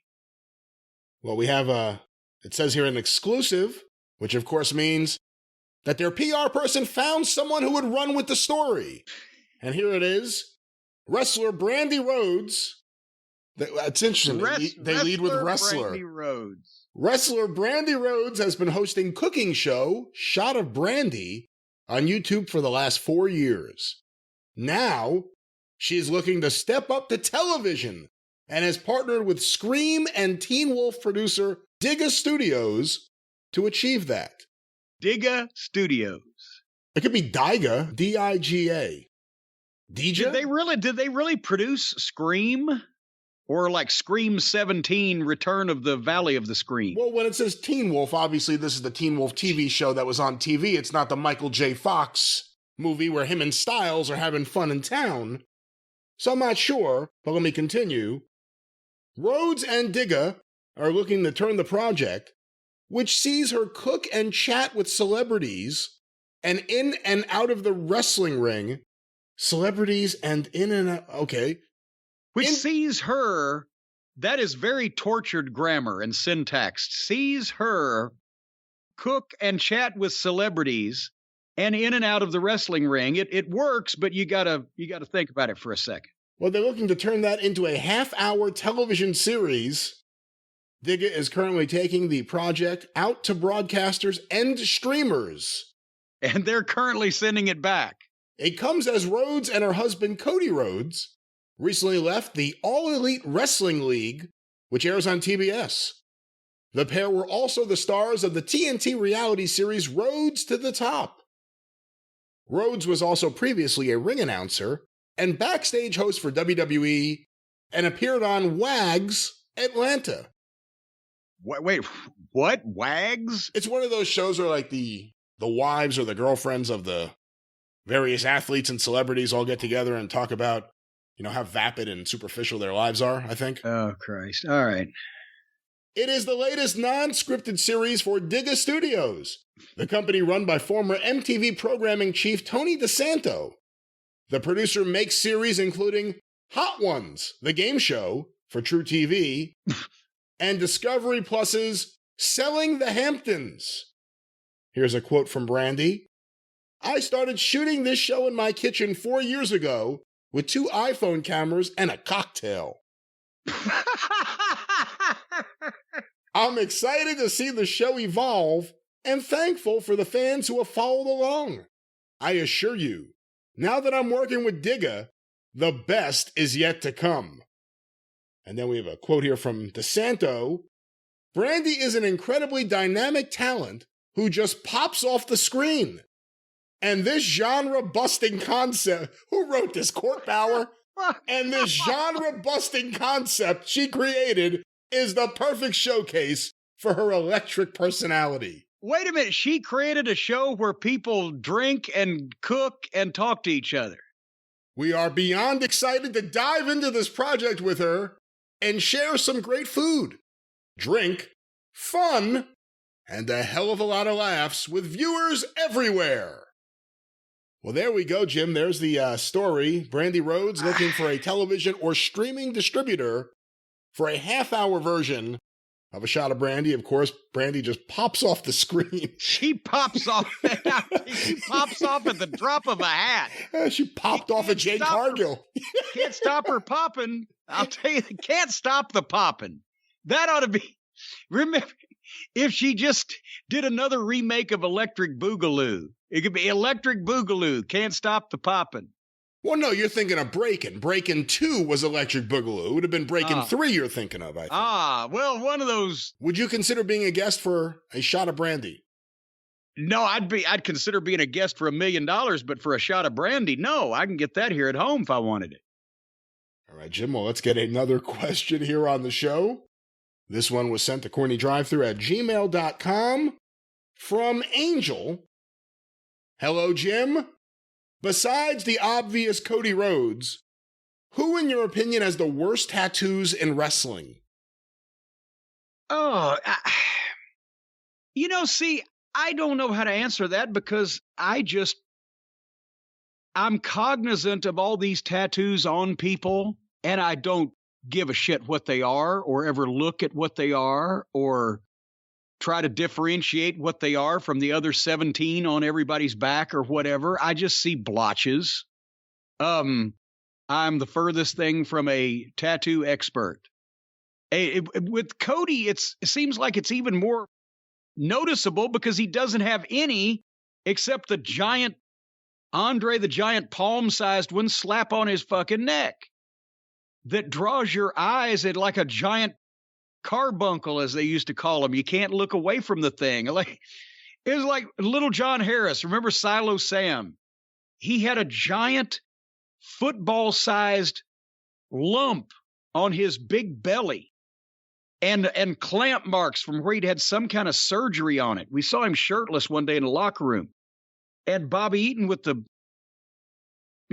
queasy stomach, he was like, he kind of looked like that. So then me and Dennis started getting on him. Hey, we're going to do the deal where Little John stands there in the middle and the baby faces shoot us at him. And Bobby, just when you hit him, try not to hit that fucking spot too hard. It might pop all over you.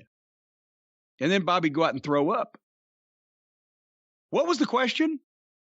The worst tattoos in wrestling. Oh, the worst tattoos. Well, unless it's something really noticeable on a person where there's one big giant ugly tattoo and no other tattoos, or one big giant football-shaped goiter or something where there's, then you just really don't notice. I know that they were pissed at Brock for the back tattoo. He got that in Minnesota when he still lived there while he was off at some point and showed back up with that, and Jim Ross was not happy. They'd bought an NCAA champion All-American college boy, and all of a sudden he looked like fucking second in command of the Hells Angels.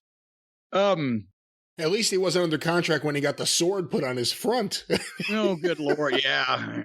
But you tell me, do you even notice what any of these tattoos look like, or can you, or do you care? I mean, you've been pointing out Brody King the last few weeks, so that was one of the first names that popped into my head. Malachi Black, it kind of works. Brody King, maybe not so much. I know a lot of people will disagree with me, and I'm not saying just one tattoo. I'm saying it's like a group of tattoos, and I'm like, oh, please stop. Rhea Ripley. That'd be my pick right now. Yeah, I think she needs to slow down on it at this point. She's not got a lot of space left. And at this point, advertising space is valuable. So she hold out. She may get a fucking hell of a sponsorship deal one of these days. It seemed like in the old days, wrestlers, from the moment you saw them, had their tattoos. What do you think about the idea today? Like, if you were a Chris Jericho fan in WCW, you saw him, no tattoos. You see him now, he has the sleeve. It happened during his career. We witnessed it happen. Randy Orton had a few tattoos. Now he's got the sleeve or whatever it is. Yeah. The Rock, the same thing. What are your thoughts on wrestlers adding tattoos or adding to tattoos during their career while they're active? Well, again, in moderation, nothing is bad if it's not something that's going to change your whole look, unless that's what you're going for. If it's a befitting a new gimmick or something, if suddenly Scotty Too Hottie, let's say Scotty Too Hottie was this cute young boy, and suddenly he decided to be a fucking horrible heel and, try to steal babies and kick dogs and shit. Some tattoos might have made him look a little rougher, a little more unsavory, a little more unfavorable. That, it might help somebody's look or whatever. But basically, as long as if somebody really gets over and is a star and doesn't change their look in an appreciable way when there's no reason to do it. If you're already over and you're a star and people love you, what do you want to fucking monkey with it for? Sometimes, these things don't work out, like Cody's neck tattoo. And that's people started making fun of him about that. It was a snowball. But I mean, adding one or two is no big deal. But when suddenly somebody comes out and they look like they've been dipped in an inkwell, you're like, what the fuck's going on? With The Rock, again, because of his grandfather, Maivia actually got those done in Samoa as part of a ritual to become the chief or high chief or whatever. Pardon me for not being up on my Samoan terminology. But that wasn't he didn't just go to a tattoo parlor one day and say, hey, I think I'd like a goddamn skirt tattooed on me and halfway around my midsection and all this other stuff. That was a ceremony that didn't take like 2 or 3 days, and it's a big deal in Samoa, and obviously not a comfortable thing to go through, but it was like a ceremonial thing that to become a tribal chief. So I can see The Rock has that in his bloodline. That kind of goes along with his look. None of those things of Samoan bloodline or bloodline in general or, any of those things fit Cody's bad logo on his neck. One last thing about this. Should a wrestler be allowed to get any tattoo they want at any time if they are under contract to a major wrestling company who's trying to market them? No. And there's other things that come into it. And action figures. Mine will be on sale at JimCornette.com on Saturday, April 2nd at noon Eastern. And the site won't crash this time. That's another thing that I've heard complaints about from the WWF office is the lead time on action figures from concept to execution and on sale is so long that if a guy, sometimes creative has done it. Changing in any of the companies, change a guy from face to heel or do something screwy and their figure comes out, it doesn't look like him anymore. But when somebody just goes into business for themselves and does a major change of something like that and their action figure doesn't match or other things that they planned didn't, there's, as you said, when they're under contract to a major company and being marketed at that level, then you can't just go out on a whim and say, oh, I'd like the fucking Gettysburg Address tattooed on my forehead because I look like Abe Lincoln. What the fuck? Well, to be honest and be fair, Jim, most people who get tattoos are not looking for the Gettysburg Address or any other famous speeches. They're looking for artwork, something that expresses whatever it is they're feeling, whatever it is they want to show the world. It's their art, even though they actually paid someone else to do the art, but I guess they own it. It's on them. It's their art. Everyone wants to own art or a piece of art, and now there's a way to own a piece of fine art.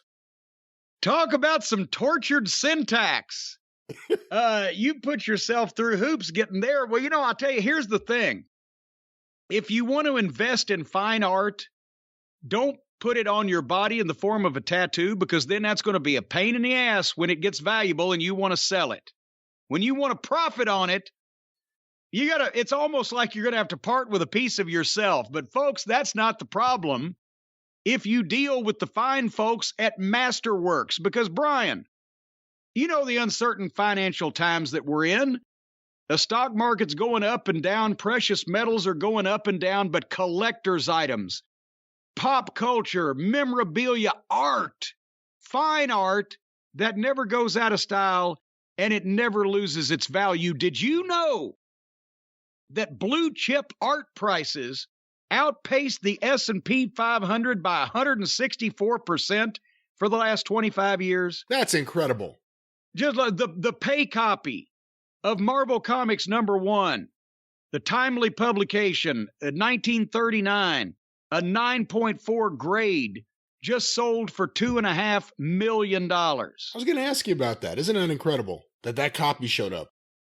I had a chance to buy one, not that copy, but one 52 years ago for $600. But that was 52 years ago and it was $600. But now no matter who you are, you don't have to be a rich billionaire jetting around in your own private plane. No matter what kind of everyday schlub you are, you can own a piece of fine art. You don't have to be an international yacht broker from Toulon, France. You can be a local yokel down at the corner Kmart, and you can still make money. You can invest, and especially now, the way that the wind has been knocked out of people's portfolios by the markets. Do this, folks. Diversify. Normal guys like me, I'm a normal guy, maybe not you, Brian, you're a financial genius, can diversify our portfolios with blue chip art from masters like Picasso and Monet and Basquiat. Monet, Basquiat. Them too. Diversifying with art is not a new thing. The ultra wealthy have done it for centuries, and it's no wonder. It's no wonder. Whoever hid that shit on Oak Island, it's probably a masterwork painting. And hopefully they put a dehumidifier down there in that pit, because 200 feet down, it's probably going to be soggy. But you can get dry art. That's right. You now can own a piece. That's right. You can own a piece of art. You can't own the whole thing, but you can own a piece of it. Folks, if you want to find out more, join the over 330,000 members and get priority access to Masterworks with my unique link. Just go to masterworks.art/Jim, Jim. Go to masterworks.art/Jim and you can find out all about exactly what kind of scam these people are running and how you can profit from it, folks. I'm telling you, if you heard any of the headlines about that big fine art heist a few years back, well, wink, wink, nod, nod. But anyway, join the over 330,000 people that are investing in fine art now that it's possible for normal folks to do it, thanks to masterworks.art/Jim, and see important disclosures at masterworks.io/disclaimer. Disclosures and disclaimers are always very important. That's right, they certainly are. And also important is to get questions from the listeners, which every now and then we're able to do here on the show. We're going to continue with that right here with this question sent to CornyDriveThru@gmail.com from Ron Atkins in Elyria, Ohio. Is that how you say that? Elyria. Elyria. He's hilarious with this question. Here He's it is. hilarious. It's clear you hate Excalibur. What is the difference between what he does and what Mike Tenay did in WCW? Tenay was talking a different language. on all the stuff he called in WCW, Excalibur is basically doing the same. Real question. If he didn't have a mask on, would you feel different? Somewhat. Honest answer. Real question, honest answer. If he had come out, I don't know what he looks like. We saw the picture of him once. He doesn't look like he has a camera-friendly face, but the mask is just ridiculous. You could excuse somebody for looking like a fucking mud fence, but if they're on purpose trying to look ridiculous, that's mitigated a bit. If he didn't have the mask on, here's the problem is Mike Tenay approached things like a grown adult man with an authoritative announcer voice, and he didn't jump off with both feet into every Japanese sub-reference and phrase and move name. They have wrestlers on their program that are fairly well known in the United States of America to wrestling fans of any company. And when they do a move, he references an obscure Japanese indie guy from 30 years ago that I would be hard-pressed to recognize the name of.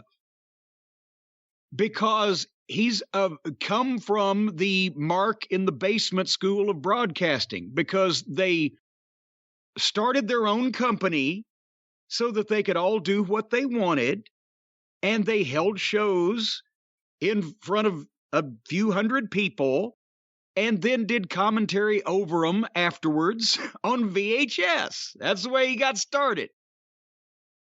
And it sounds like that still. He doesn't have he's trying to make up for not having an announcer's delivery with talking as fast as possible. And it's not the reaction you get from a typical fan. It's a reaction you get from a smart fan that pops on all the shit that they remember from 30 years ago from trading VHS tapes, and everybody else is going, what the fuck is going on here? Mike Tenay did not do that. Mike Tenay, in a very professorial tone and demeanor, gave people background on the talent and on the promotions. If it was AAA and the Invasion of blah, blah, blah, the Lucha, whatever, he gave background on it. He fleshed out the wrestlers and their histories, but he didn't sound like a fucking guy thrilled to be there doing commentary over a VHS tape in his bedroom because it was his hobby, not his profession. Does that make any sense? I think it does make sense, and that's the thing. Sometimes Excalibur can be ridiculous, and even if he didn't have the mask and he used a real name, he used his real name, he called himself Mark. No, it's the way he speaks. I just don't think he's a good wrestling commentator for what I want, how I want to enjoy wrestling.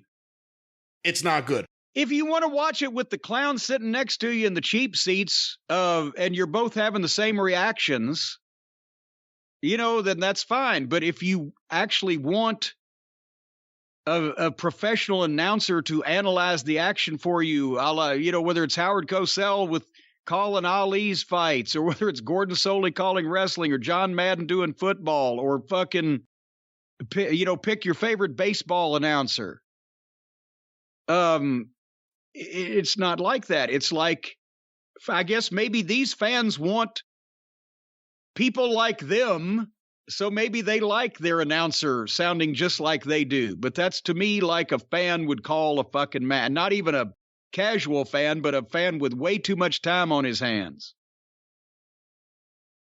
So it would somewhat mitigate it if he didn't have the mask on, but he's still not that good. Yeah. Unfortunately, there aren't that many good ones out there, and the ones who are being used on TV don't really fit into the category of people who are speaking in a way or speaking to an audience to build an audience. Ian Riccoboni. He's good. Is much younger than Excalibur and sounds more adult.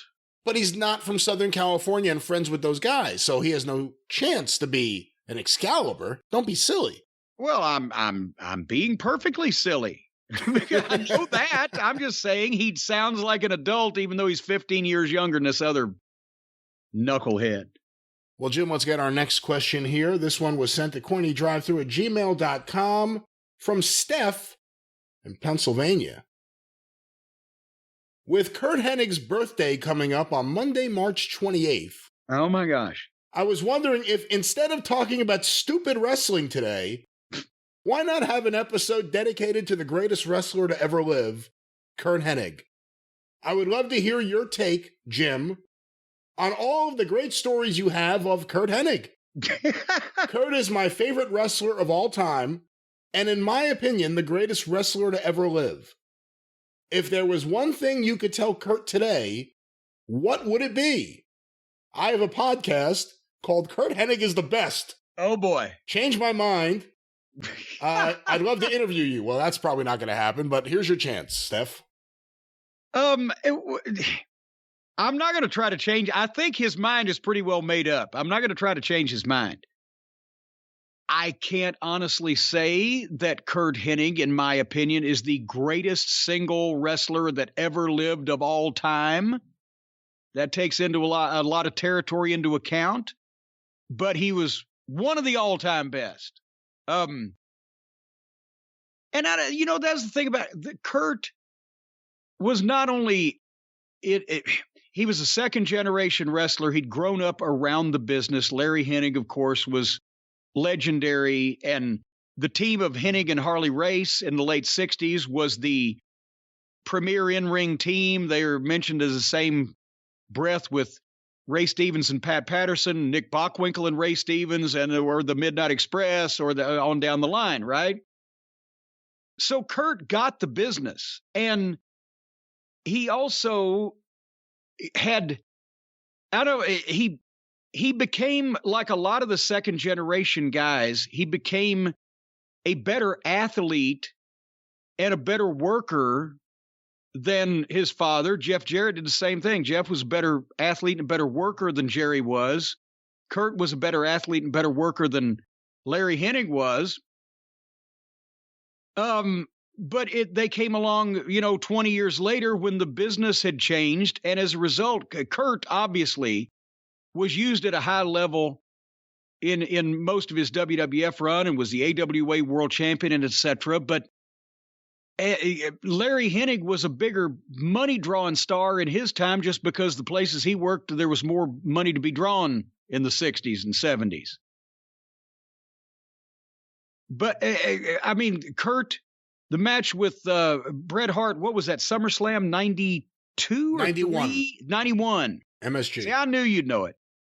Bobby Eaton called me over to his house one day. We had just left WCW. Bobby was still there. And I went over and he said, "Hey, Corny, have you seen this match?" And it was Bret Hart and Curt Hennig. And we sat and went, Bobby loved it. He said, "Wow, those guys are so good."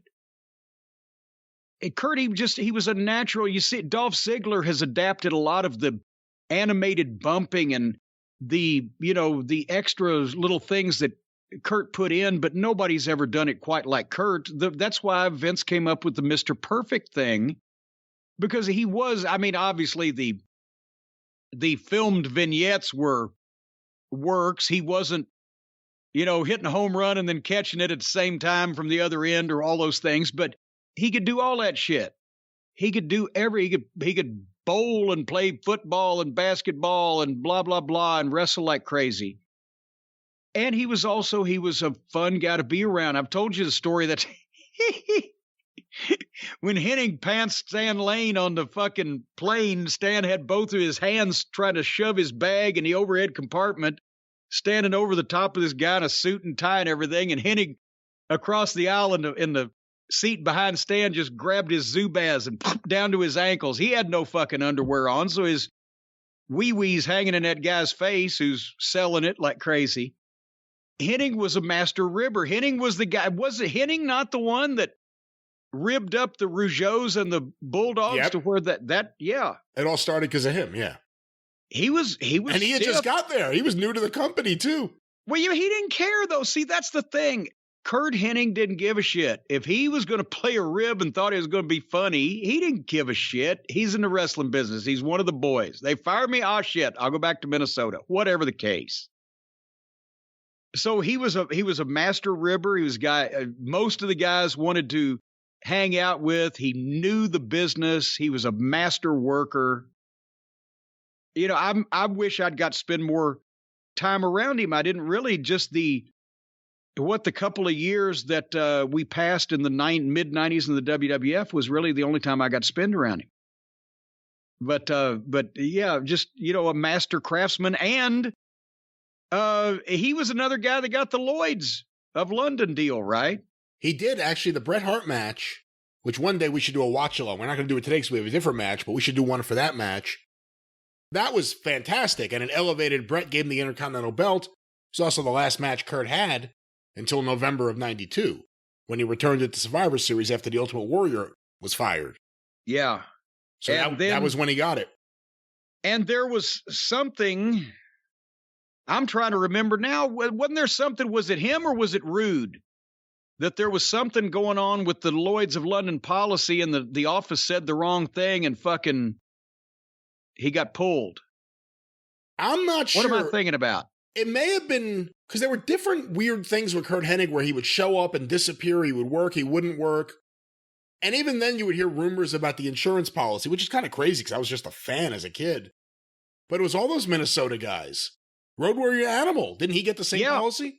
Well, and see, here's the goddamn deal. Once again, I didn't see these policies, so I don't know exactly the verbiage and how they were written, but I was in the office in Stamford at the time that Animal and Hawk came back for that run, and they brought draws in, etc. But Animal's deal with Lloyds of London, he had collected also on a back injury that he could never wrestle again, and he collected the money on his policy. And then somehow the deal was, because we had to be told this because the creative team and the agents, producers, Animal couldn't wrestle a single match.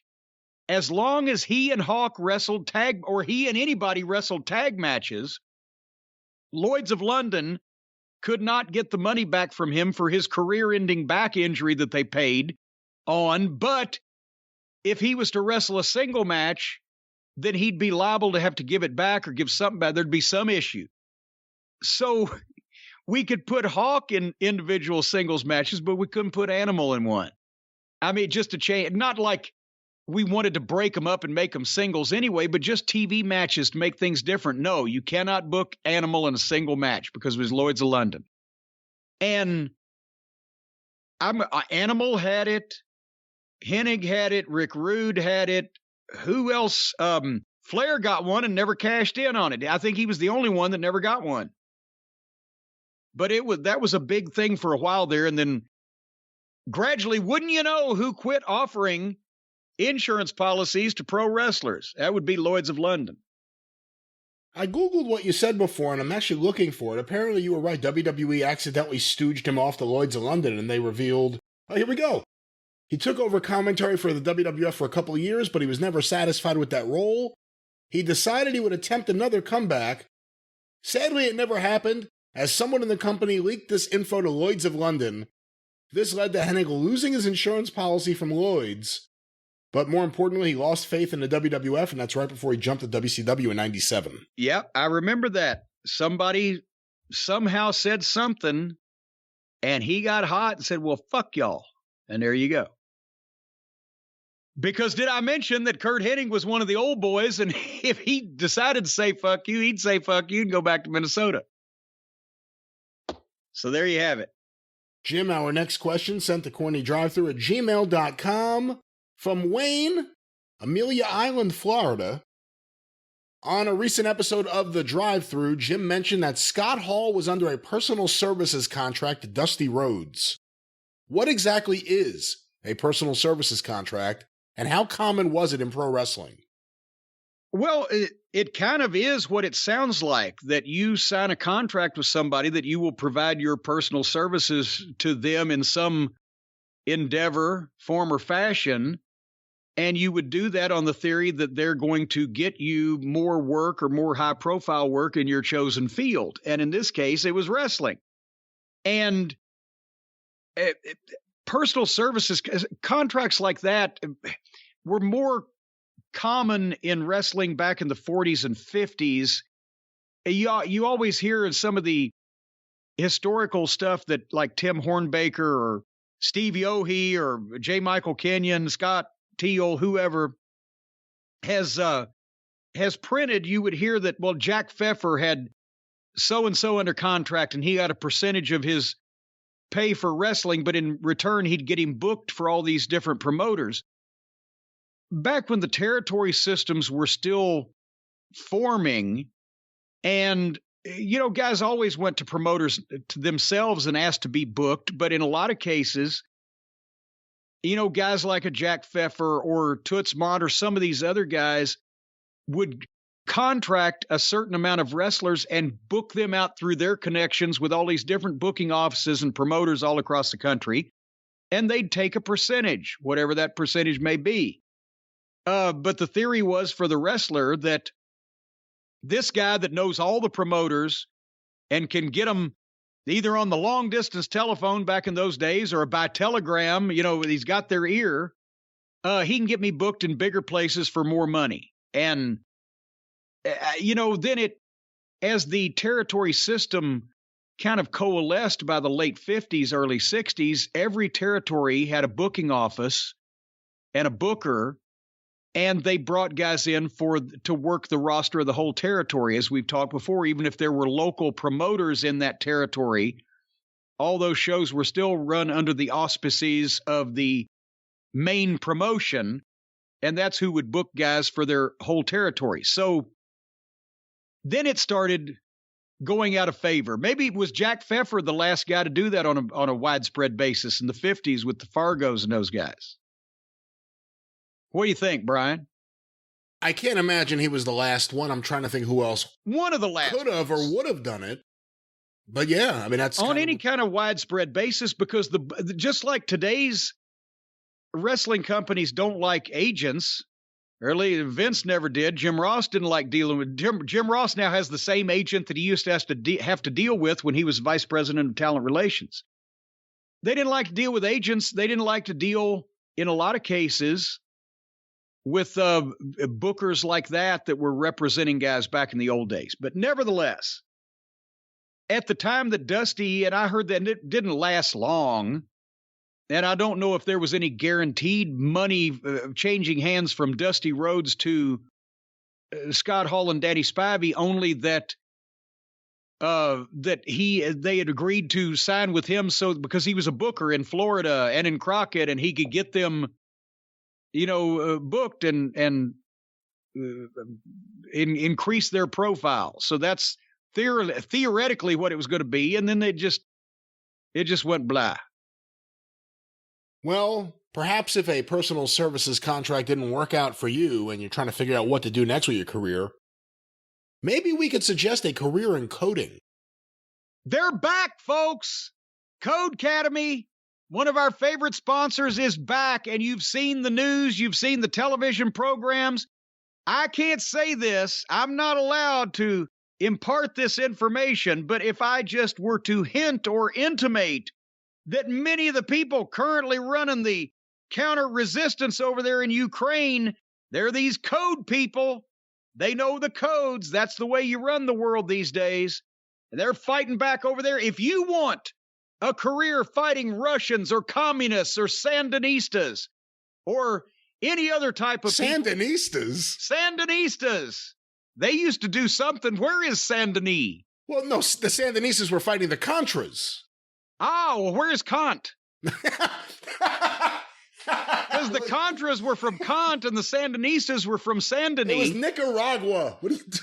Hey, you can't say that word here on this program. Will you move on? What the hell's the matter with you? Will you keep going? You're taking us down to a new level. Anyway, down to a new level. Well, I'm glad I could submerge past our previous levels. Well, ladies and gentlemen, regardless of what government you want to overthrow, regardless of what space satellite that you'd like to hijack to send laser beams down to extort payments from world governments, whatever, you can do all that stuff if all you need to do is learn how to write that code, because code is running the world. The computers have taken over, and the people telling those computers what to do are going to be the ones that are in charge from now on. As soon as me and the rest of the Manson family comes out of the hole in the desert, The computer people will be running the world.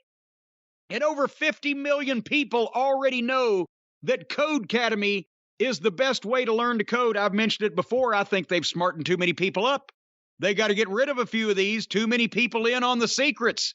You've got to be one of them. Every time they get a new one, they got to off one of the old ones. So every time you sign up for Codecademy, well, the agents are going out to disappear one of the people that have already graduated. Anyway, we're living in a fast-changing world. You can disappear at the drop of a hat. So whether you're starting from scratch or looking to advance, Codecademy can help you reach your coding goals. You want to start out with a small country, maybe an island somewhere in the Pacific, or a small South American, banana republic, and then work your way up. And by the time it's over with, you'll be taking over China. You can learn at your own pace and get qualified for in-demand jobs. People are demanding these jobs. You can choose what to learn. Boy, if they'd have told me in school I could choose what to learn, things would have been a lot different. But you can go from building basic websites to artificial intelligence. And everybody needs more intelligence these days. If you can manufacture artificial intelligence, look at every goof walking down the street now. And think, if I could just give him some kind of injection, maybe a turkey baster up the ass with 50 or 60 more IQ points, artificially boost his intelligence? Is this what they're doing with the artificial intelligence? No, it's not what they're doing. That's not how IQ points are transferred. There's no transferring of IQ. And certainly not with a turkey baster up the ass. I don't know why you went there. Well, how do they implant the You said injection, and then you went right to insertion. Well, insertion, injection, you say tomato, and I say get your hand off my knee. Anyway, you can learn the coding languages. Python, HTML, SWCL, JavaScript, and even Yugoslavian. Not sure where to begin? Codecademy will point you in the right direction. Turn around and get your ass out of here. If you don't know where to begin, you're undecided. We like people who know what they want. But you can take Codecademy's programming personality quiz and you'll get tailored career advice and course recommendations based on your strengths and interests. And once that you tell them all about you, they'll be able to hold that information over your head. And you can get instant feedback, like send me more money. That's not the feedback. That's the feedback I get usually most places. From who? Well, everybody I owe money to. You can build your portfolio and get a certificate of completion to make yourself more marketable to future employers. I would love to complete all over one of those certificates. Land your dream job in web development, programming, computer science, data science. Why? And tons more. I don't know. Join the over 50 million people learning to code with Codecademy and see where coding can take you. It took me away from here, but I came back. Get 15% off your Codecademy Pro membership when you go to codecademy.com and use the promo code EXPERIENCE. That's CODECADEMY.com. Codecademy.com. Promo code EXPERIENCE. You'll end up living on your own island somewhere in the South Pacific with a bunch of topless native women doing your every bidding. Well, we will continue with the code of Cornette right now, and I apologize for any noise in the background. It appears one of the neighbors in the distance has his gardening crew outside. But Jim... See, the Monroe brothers are nationwide. Jim, several listeners have sent this in. I guess a few people on Twitter have been tweeting this. It's a quote from a Cody Rhodes interview on the AEW Unrestricted podcast in 2020. So that's 2 years ago. Okay. Here's an exact quote from Cody talking to Ref Aubrey and Tony Schiavone. There's a screen cap of the image here. I want to stay an executive vice president of All Elite Wrestling, and I've told Tony this, until I die. This is the end of my road. I can't necessarily go back. The others can change their minds. I really can't. What do you think of that? Well,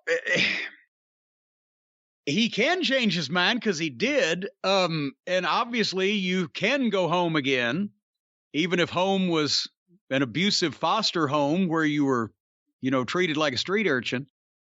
But it don't look good in hindsight and retrospect, does it? And the other ones he's talking about, they haven't pissed off the WWE yet, is what he was trying to say. But I have, because I've been there. So they're pissed at me. Well, he was the most anti-WWF or WWE one also in all the early publicity and all the publicity, actually. He was always the most anti-WWE. Well, yeah, but Vince doesn't care, especially because he worked himself up into a position where he's an EVP of the competition and now they can snatch him. So that probably aided in, all the things the negative things he said about the WWE before probably aided in this decision because now they get the last word. It just doesn't look good for Cody. But the guy who said, I can't go back and I want to do this till I die and I'll never be able to be anywhere else is now somewhere else. And so WWE got the last word because and someday we'll hear the story. But it was either money or it was just that Tony was going to run with what he thinks that the other EVPs think wrestling is and not what Cody thinks wrestling is, one or the other. Well, I think or a combination of both. It's definitely a bit of the first one. I don't think it's really about Cody versus the Bucks or Cody versus Omega as much as Cody's vision versus Tony's vision. Tony's vision, Tony doesn't have any vision. Tony has the vision of a guy who ate magic mushrooms at a Taco Bell. And that's Tony's vision. A wrestling show with just all sorts of shit all over the place, throw everything against the wall. Let's see what sticks. He's willing to let everyone do everything. Cody was the one. Cody ended up being the one person who was like, listen, we can't do this anymore like this. But that's why I mentioned because the other EVPs have the same kind of vision of wrestling as Tony Khan does. Nothing makes sense, craziness, chaos, just do everything we want to do. So he's going in that respect instead of going into anything that Cody would have been strong at. But I've been there when I started Smoky Mountain Wrestling. I'm like, well, goddamn, if this doesn't work, I guess I'll just have to give up because there's no other wrestling out there. There's no place else I want to work. But then as things developed, I was working in WWF at the same time as I was working in Smoky Mountain Wrestling.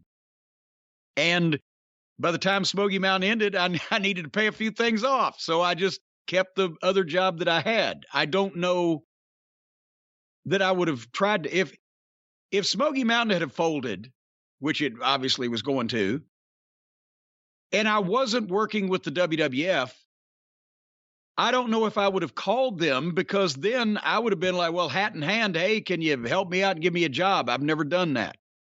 I don't know whether I would do that because that's the worst thing to do. Well, Cody didn't do that. He didn't say, I need a job, but he was playing one against the other.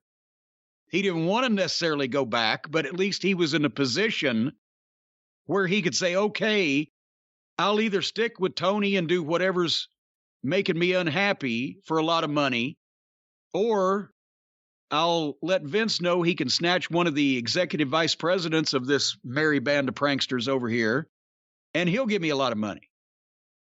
I still might not be able to do what I want to do, but I'll get more money. So I don't know.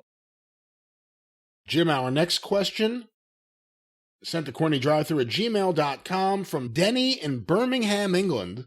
You just asked his question. Was it the same guy? Yes. Has he got another question? He has another question, but I mean, a few people sent in this. What is this? Charlie one. From Starkville's opening up a branch office across the pond? That's right. It's Denny in Birmingham. Well, I'm going to ask this question because other people have sent it in. That was my favorite line from Ronnie P. Gossett, by the way. Is that your face or did your ass open up a branch office? I just saw we got Ronnie Gossett questions in this week, so maybe I'll go to one of those. But let me get to Denny's question here. His other question. And I'm going to click on a link several people have sent in because it refers to the question. This is a quote from Natalia during an interview with the Sports Guys Talking Wrestling podcast. Here's the quote, and I'll go to Denny's question after it. People don't know this, and maybe this is too much to say. I don't want to ruin Brock's persona. Brock watches all of our matches in Gorilla. The last match that I had on SmackDown, he watched, and he critiqued, and he gave us feedback. Gave us advice, told us what we could do better. He stayed there and watched. And it was so cool getting advice from him. He's such a badass, but I really look up to him. I really like him, and he gives back. And apparently there's another quote here. Before I even look at that, let me go to Denny's question. What are your thoughts on Natalia's comment stating that Brock watches all the guys and girls matches on SmackDown and gives feedback? Did you ever see Brock being able to take up this position? Is it a locker room leader role? And is it a surprise given the perception of Brock that he doesn't care about wrestling? Well, yeah, it is surprising, and I'm glad to hear that. And, at this point, he hasn't been around, he hasn't been in wrestling for 22 consecutive years. He took the time off and did the UFC and blah, blah, blah, but he's been around, he's worked with everybody. He's drawn a lot of money, and I'm sure he probably has, at this point, a fucking perspective on the business that some of these people need to hear. 15 years ago, it was Brock Lesnar. I hate wrestling. I don't want to be a wrestler. I don't want to break my body down like all these guys have. I'm drinking vodka every night. What the fuck? He never got into wrestling because he was a fan of it. And he does it for the money, but that doesn't mean that he, I guess, is totally, cut himself off from the rest of the roster and doesn't want to help any of the other people involved in it. Maybe he likes wrestling now better than, since he only does it 2 or 3 times a year and makes a couple $1,000,000 a piece. He probably likes it better now. And he's sitting there and he likes the people in the locker room, or some of them. So he wants to help them out. I can't complain about that. It took him a while to get there where he was interested in the business itself, but maybe still he's not necessarily going to go home and watch every old tape he can on television just because he loves wrestling, but he's trying to do favors for the people that he works with. So that ain't a bad thing. It is interesting when you think about Brock and Punk, 2 guys that had reputations at different times for being, surly, not wanting to be there, problematic. Whether it's fair or not, that was their reputation. I don't think Punk never had the reputation he didn't want to be there. He's always. I don't know. Did he? Well, I mean, didn't want to be in WWF, but I mean, didn't want to be in the wrestling business. Right? No. That's right. Was tanking it there, but was just unhappy in that particular spot. Yes, that's what I meant. Yes, Brock. It was just like, give me some money and I'll throw somebody around. He wasn't in it for the love of the game. And both guys have a lot of money, and both guys took time off. Of course, Punk much longer than Brock. But it's interesting now, looking at this point in time here in 2022, both guys are seen very differently backstage today than they would have been 10 years ago, 15 years ago. Well, yeah, in a lot of cases, because the guys around today weren't around 10 or 15 years ago when either one of them was a pill to deal with. And I mean, each guy has his strong points. Obviously, I wouldn't say, Brock Lesnar, do you want to book my wrestling promotion? I might say that to CM Punk. But if I was talking to Brock Lesnar, I would think that probably the time that he's spent in the business and around Heyman and Vince and et cetera, he can come up with a pretty good finish, probably for himself, maybe for somebody else. But as far as pointers in matches, I would think that Brock could be very valuable. Jim, our next question sent to CornyDriveThru@gmail.com from Jack Burton, the Pork Chop Express. Pork Chop! I happened to catch a clip from a virtual autograph signing Tori Wilson did for the Asylum Wrestling Store, currently making the rounds on the internet. I assume he means the clip, not the store. Not the store, yeah. In the clip, Wilson mentions that she was told right before her WWE Hall of Fame speech back in 2019 that she was not allowed to mention Sable by name. I know Sable is not a favorite subject of yours, but I found it interesting she would be someone WWE wouldn't allow any reference to, and it got me wondering why that would be. Do you think Sable herself, or possibly Brock Lesnar, has said something to WWE about not wanting to be referenced? Do you think it's just WWE trying to awkwardly distance themselves from the hypersexuality of her era? Now that I think about it, she's never really been mentioned or referenced since her final run in 2004. Any thoughts you have would be appreciated. Well, I don't. When you started asking that question, I thought you were going to say they told her not to mention Sable because is there heat? Was she going to thank Sable for something? I don't remember anybody ever. So. Probably. Was she? I don't think she was going to say, Tori Wilson. In the middle of Tori Wilson. And by the way, that fucking bitch. That wasn't. Yeah, I mean, that got me a lot of other people. If you probably said don't mention her name, that's how they would take it. I don't know. I'm trying to think. I bet you I've met Tori Wilson. I'm trying to remember where it was. This is not a knock on her, but we haven't. Yeah, but she was in WCW when you were working for WWE, and then you were in OVW, and I don't know. Yeah. Where you would have. Yeah. I don't know anything about Tori Wilson or who she was for or against. I don't see why that if she had to thank something to thank Sable for, they wouldn't want Sable mentioned. I honestly don't remember anybody ever wanting to thank Sable for anything. Do you?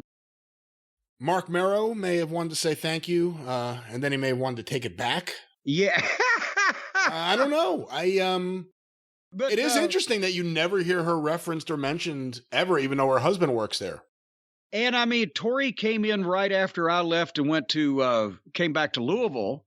So she was there at the same time as Sable was at some part there. But I don't know if there were issues between them. I don't know if they liked each other. I don't know why she wanted to mention her. I don't know why that she would be told not to mention her. They've put her in documentaries and videos and the history. They haven't erased her like they have with Benoit or something like that. So even if Sable did obviously sue the company when she thought she ought to be the biggest star in the business. And then they brought her back. And then did that flop? And did they leave again on bad terms? Or just I wouldn't say it flopped. I mean, that's when they used her and Tori Wilson and her and Vince, and it didn't flop, but it wasn't lighting the world on fire. And also, by that point, she met Brock. And Brock left in 2004? So the point is, I don't know why, unless there was heat between Sable and the company, that Tori Wilson would not be allowed to thank her by name in a Hall of Fame speech. I can understand why they would say don't say anything bad. So but I mean, are we arguing? Is there anybody out there beating drums for more fucking Sable? Or can we all be allowed to forget that horrible chapter in our history? Sable should be in the Hall of Fame, don't you think? Their Hall of Fame, considering some of the people they put in there and what they mean to their company. It is an omission that's kind of glaring that Sable's not in there. Well, they have every other woman that was in, or not, I don't say in. Every other woman that was around Sable. I don't know why I said in. With Sable. In the mattress with Sable. In or around Sable. They have all these other women are in the Hall of Fame. Sable's not. I've never looked at, because my opinion. Should Sable be in a Hall of Fame for anything other than picking the proper plastic surgeon? The answer is, are you out of your fucking mind? So I've never even given it a moment's thought. I just thought that everybody was being sane and logical and didn't put Sable in the Hall of Fame. But you're right, considering some of the other people and the way that they created the female version of public hysteria and mass hypnosis like they did with the Ultimate Warrior. For a few years, people thought that she was worth something. And then gradually they found out that she couldn't do anything. Well, one of the things she can't do is have her name mentioned on TV. But Jim, let's get another question here. This one was sent to CornyDriveThru@gmail.com from Phil Godbey in Bethel Ridge, Kentucky. Recently, William Regal stated that he doesn't like the use of the term mark. So to flip the question, what insider terms do you not like marks like me using? For example, the boys, blading, color, babyface, heel, kayfabe, swerve, work, shoot. As a fan, I don't like to use these terms because I'm not a wrestler or in the wrestling industry in any way. But where do you stand on everyone using these terms? And lastly, which one of these offends you or offended you the most? Well, gee, there's a lot of subtext to that, subplots, streams going out every which way. At first, when regular civilians started using wrestling terminology, every time I would hear it, my butthole would clench and I would quiver, and it's like somebody hit me kind of halfway with a fucking blunt instrument where I'm like, what the fuck? And it was very disturbing because it was a sign that, shit was getting out. And I knew that wasn't going to be good. Lo and behold, here we are. All these years later, I was right. But then finally you can't stop it. And then everybody started making up their own words. I put a glossary of actual wrestling terms in Behind the Curtain, my highly prized graphic novel, on sale now at JimCornette.com. There's like 5 pages of glossary of the terms and the meaning of those terms, because now even the wrestlers and the people in the business don't know where they came from, don't know how to use them. So, and now I hear wrestlers using insider wrestling terms and misusing them, and it makes me shake my head worse than when civilians were using them and knew what they meant. As far as no wrestling terms offend me at all, and it didn't offend me, like hurt my feelings or offend me, like you'd get offended if somebody told an off-color joke about your mother or something. It just bothered me because that was another indicator that shit was going south, is when people started picking up on all the terminology. I mean, when Snoop Dogg started doing the weird brand of Carney in the fucking records, I was like, fuck. If they're close enough that they're going to figure this out, and we won't be able to call a fucking spot again. Of course, it's not proper Carney, but it's close enough. Anyway, Mark never offended me because there's different gradations of Mark. I'm a mark for, as we've just talked about, I'm a mark for Family Guy on TV. I'm a mark for the Eagles. I'm a mark for fucking whatever. Because I'm not just a passing fan, but a dedicated fan. The boys say that all the time. I'm a real mark for so-and-so. Back in the old days, a mark in the ring. That was to get everybody to come help. A mark, if you're using the term in a derogatory fashion and meaning it derogatorily, if that's a word, then that's not nice for your customers, right? But I see some people go, well, I'd never call them marks. Well, I don't care. Call them marks, call them fans. I'm a mark. I'm a fan for so-and-so. I'm a mark for so-and-so. It's only if, like, you're saying that fucking mark that fucking threw that goddamn pig shit in my eyes. If I could have got my fucking gun out, I'd have shot that no good mark. Well, that's a little fucking derogatory. But I saw what Regal said. And yes, if you're going to be a nice person, you probably shouldn't call your customers marks. But since the word mark has softened up over the past 100 years, it's not really that big a deal anymore. But the original term, as we all know, the word mark, it didn't have anything to do with wrestling. The mark was the fucking victim in a confidence scheme, whether it be at the carnival or just a fucking ploy to bilk somebody. That was the mark, as a dumb, gullible individual that's about to get parted from his money. And if you just look at wrestling fans like that, then yes, that is a derogatory term, and you are being pretty much of a prick. But since now everybody says they're a mark for something, it's become part of the conversational vocabulary. Another word that's become part of the conversational vocabulary is seed. Seed! You know why? Boy, you're not even fucking going to give me a goddamn complete sentence anymore. That was a sentence. For the record, that was a sentence. Just barely. But folks, if you're wondering what seed is, you don't have anything on me, because I was trying to find out all about this stuff, because I've been told that not all probiotics are created equal. Some of the probiotics are stronger and better than others. But Seed's Daily Synbiotic is the real deal. It's a proprietary formulation of 24 distinct probiotic strains in scientifically studied dosages, a broad spectrum 2-in-1 probiotic and prebiotic. And its proprietary engineered 2-in-1 capsule protects the probiotics through your digestive system to ensure delivery to the colon. And folks, I've said it before, whether you're probiotics, antibiotics, prebiotics, whatever your stance on biotics, the one thing you've got to get right is delivery straight to the colon by the shortest means possible. I'm surprised they don't have you sticking this stuff up your ass, but they don't. They because don't. They don't. You don't have to shove this up the Hershey Highway because you can just take this orally and it will be protected all the way through your digestive system so that the colon that is waiting for it can get the delivery of probiotics and prebiotics that it is so anxiously awaited. And folks, if you've taken a probiotic before and you never felt a difference, it's likely because the good bacteria was not surviving your GI tract.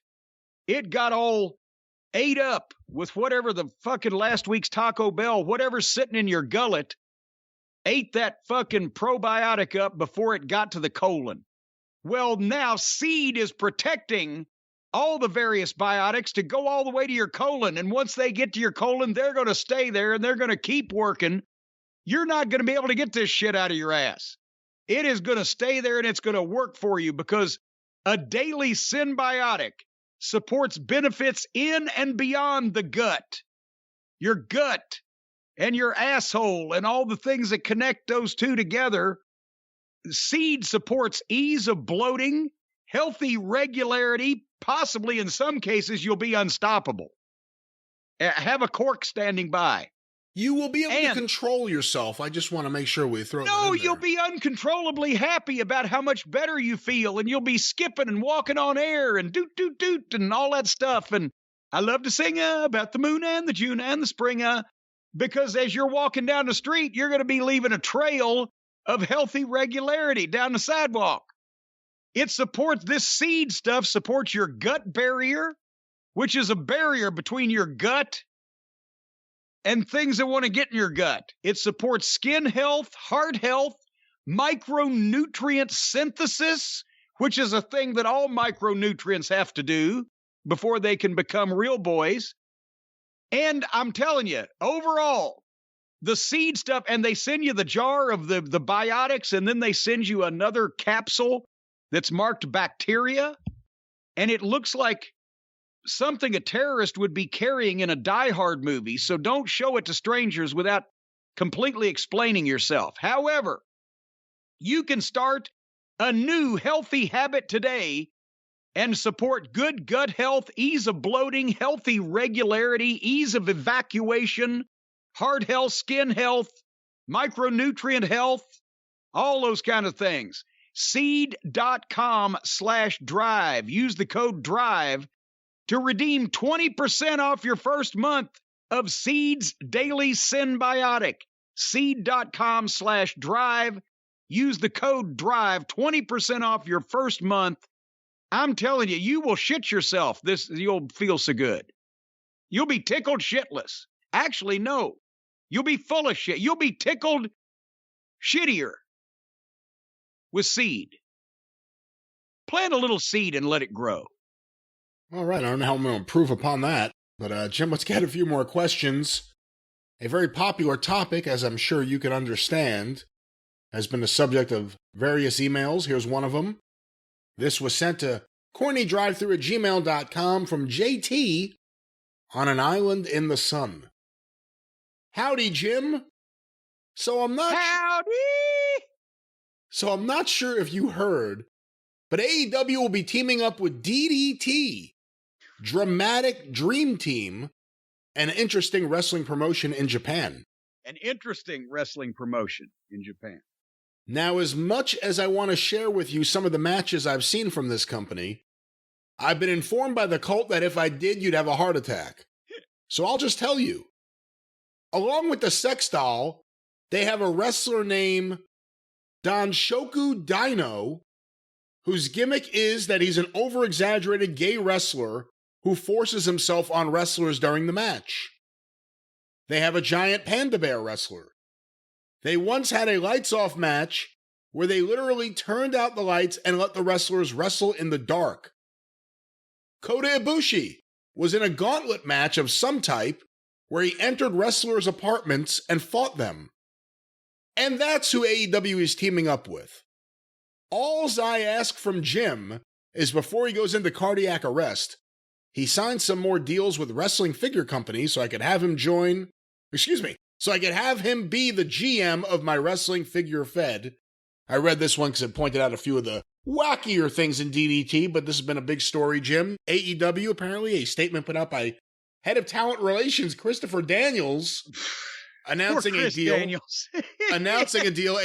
and DDT. Oh, God, I wish they'd all drink a big heaping helping of DDT over there.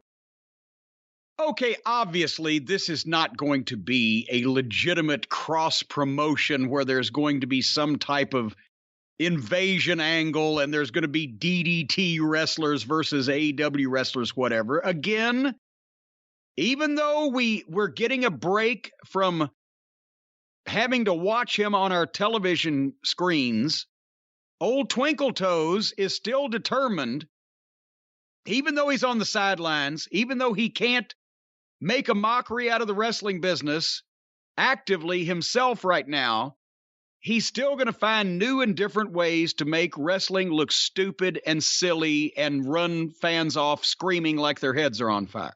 This is his mission.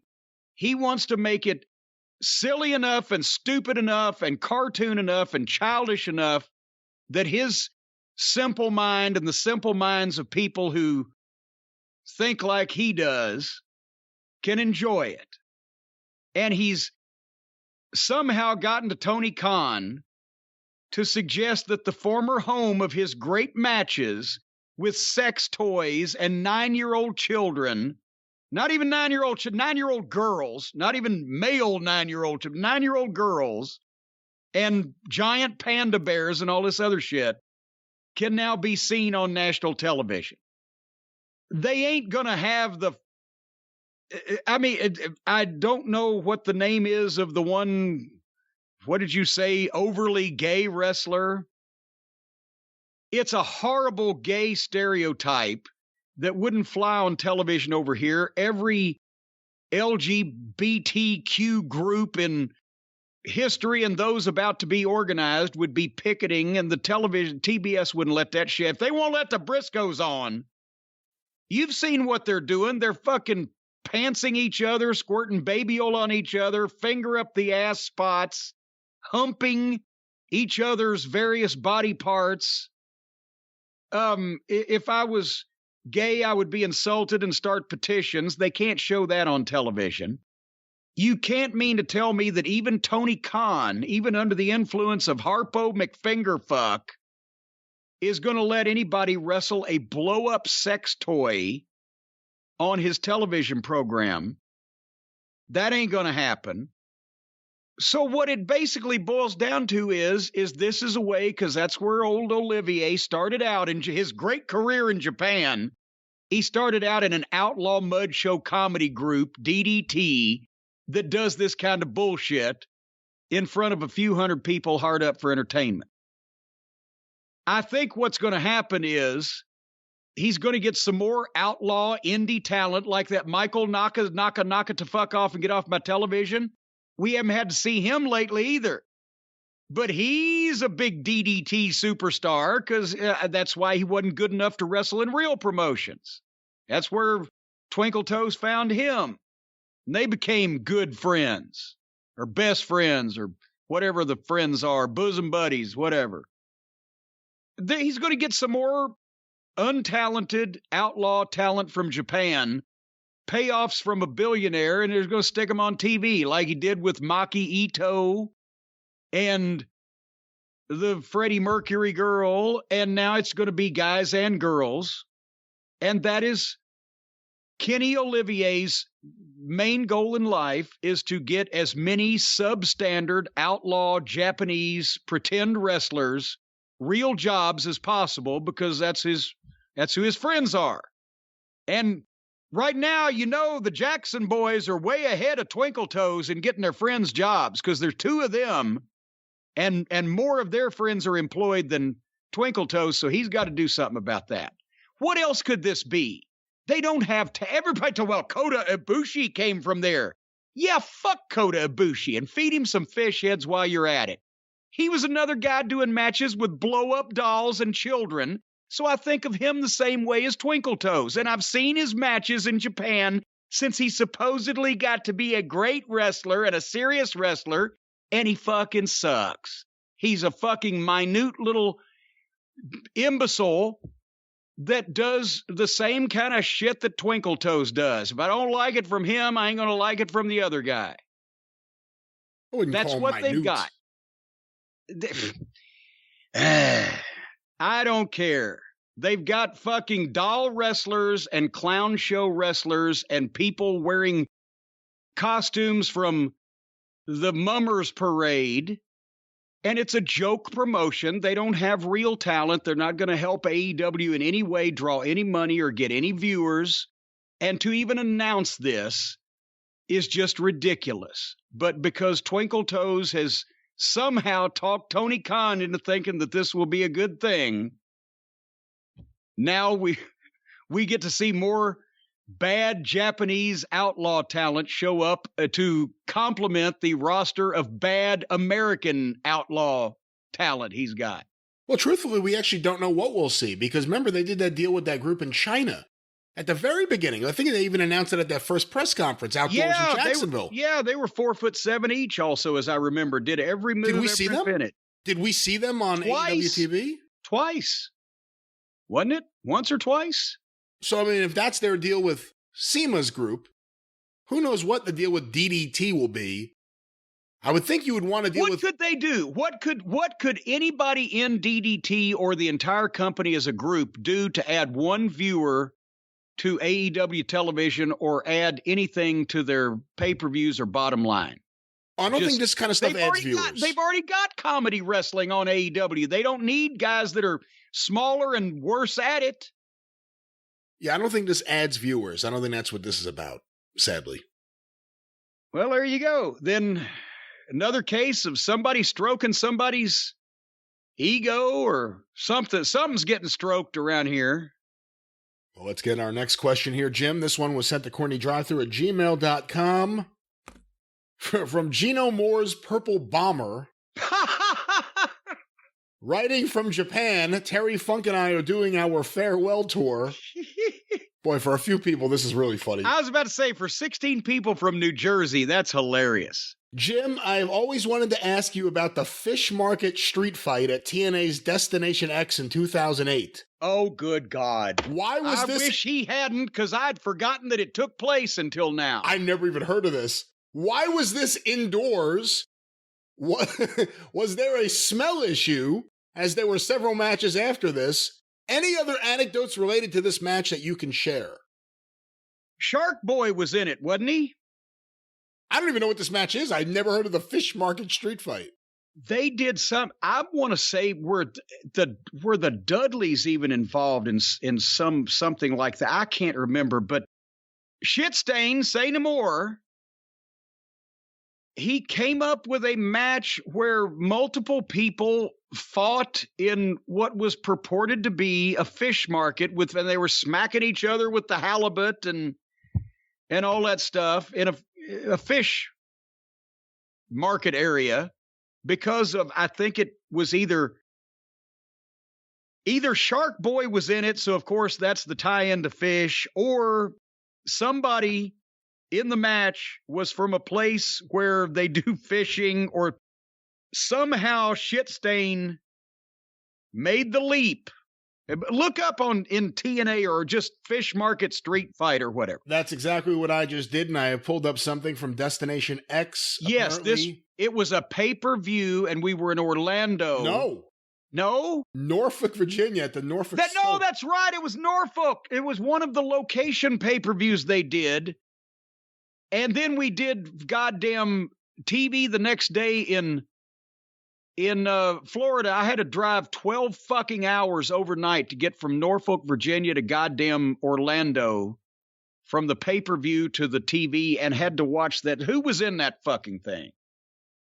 Curryman and Shark Boy defeated Team 3D with Johnny Devine in 13 minutes and 13 seconds. And Chris Daniels was Curryman. He'd been to a Japanese outlaw promotion, and they dressed him up as some kind of where the curry. He's so spicy. It was such an insult. And Chris, he liked it and went with it, especially when he found out that they would use him as Curryman and as Chris Daniels so he could get on more shows and get paid more. But again, Chris Daniels in a comedy outfit as Curryman. He's so spicy. And Shark Boy beat Bubba Ray and Devon Dudley on a fucking pay-per-view in a fish market street fight. That explains why by that point, TNA pay-per-views were the same thing as the witness protection program and about as profitable. Because it was just garbage. Just stupid. And, poor Chris Daniels having to be involved in that. So there you go. Interesting. Chris Daniels has to make the announcement about comedy wrestlers coming to this country 15 years after he had a comedy match, thanks to another inexperienced and delusional booker who was riddled with ADD and a variety of other fucking mental issues. Well, he is nothing if not consistent. But Jim, let's go to another question here, and a popular topic that many people have been sending in questions about, because it's been a popular topic on the show, has been the announcement that Tony Khan made, the Briscoes versus FTR in Ring of Honor. You know why I don't like that announcement? Because now we got to watch another goddamn pay-per-view over WrestleMania weekend. That's right. And actually, I'm looking forward to watching that show. Well, I won't even say the whole show because who knows what he's going to do with Ring of Honor. But I want to see that match. And they just announced Jay Lethal's going to be wrestling on that show also. So I'm going to sit through, in a grumpy fashion, the 2 nights of WrestleMania, 8 hours at least total, just to see Brock Lesnar and Roman Reigns. But I'm going to be able to watch the Super Card of Honor from Ring of Honor one last time and see the match I've been wanting to see. And it's only going to take me about 3 hours. So that's a pretty good goddamn deal. I don't know what he's going to do with Ring of Honor. I don't know where it's going to air. I don't know what form it's going to take or what the roster is going to be. So it's too early to tell anything about that. But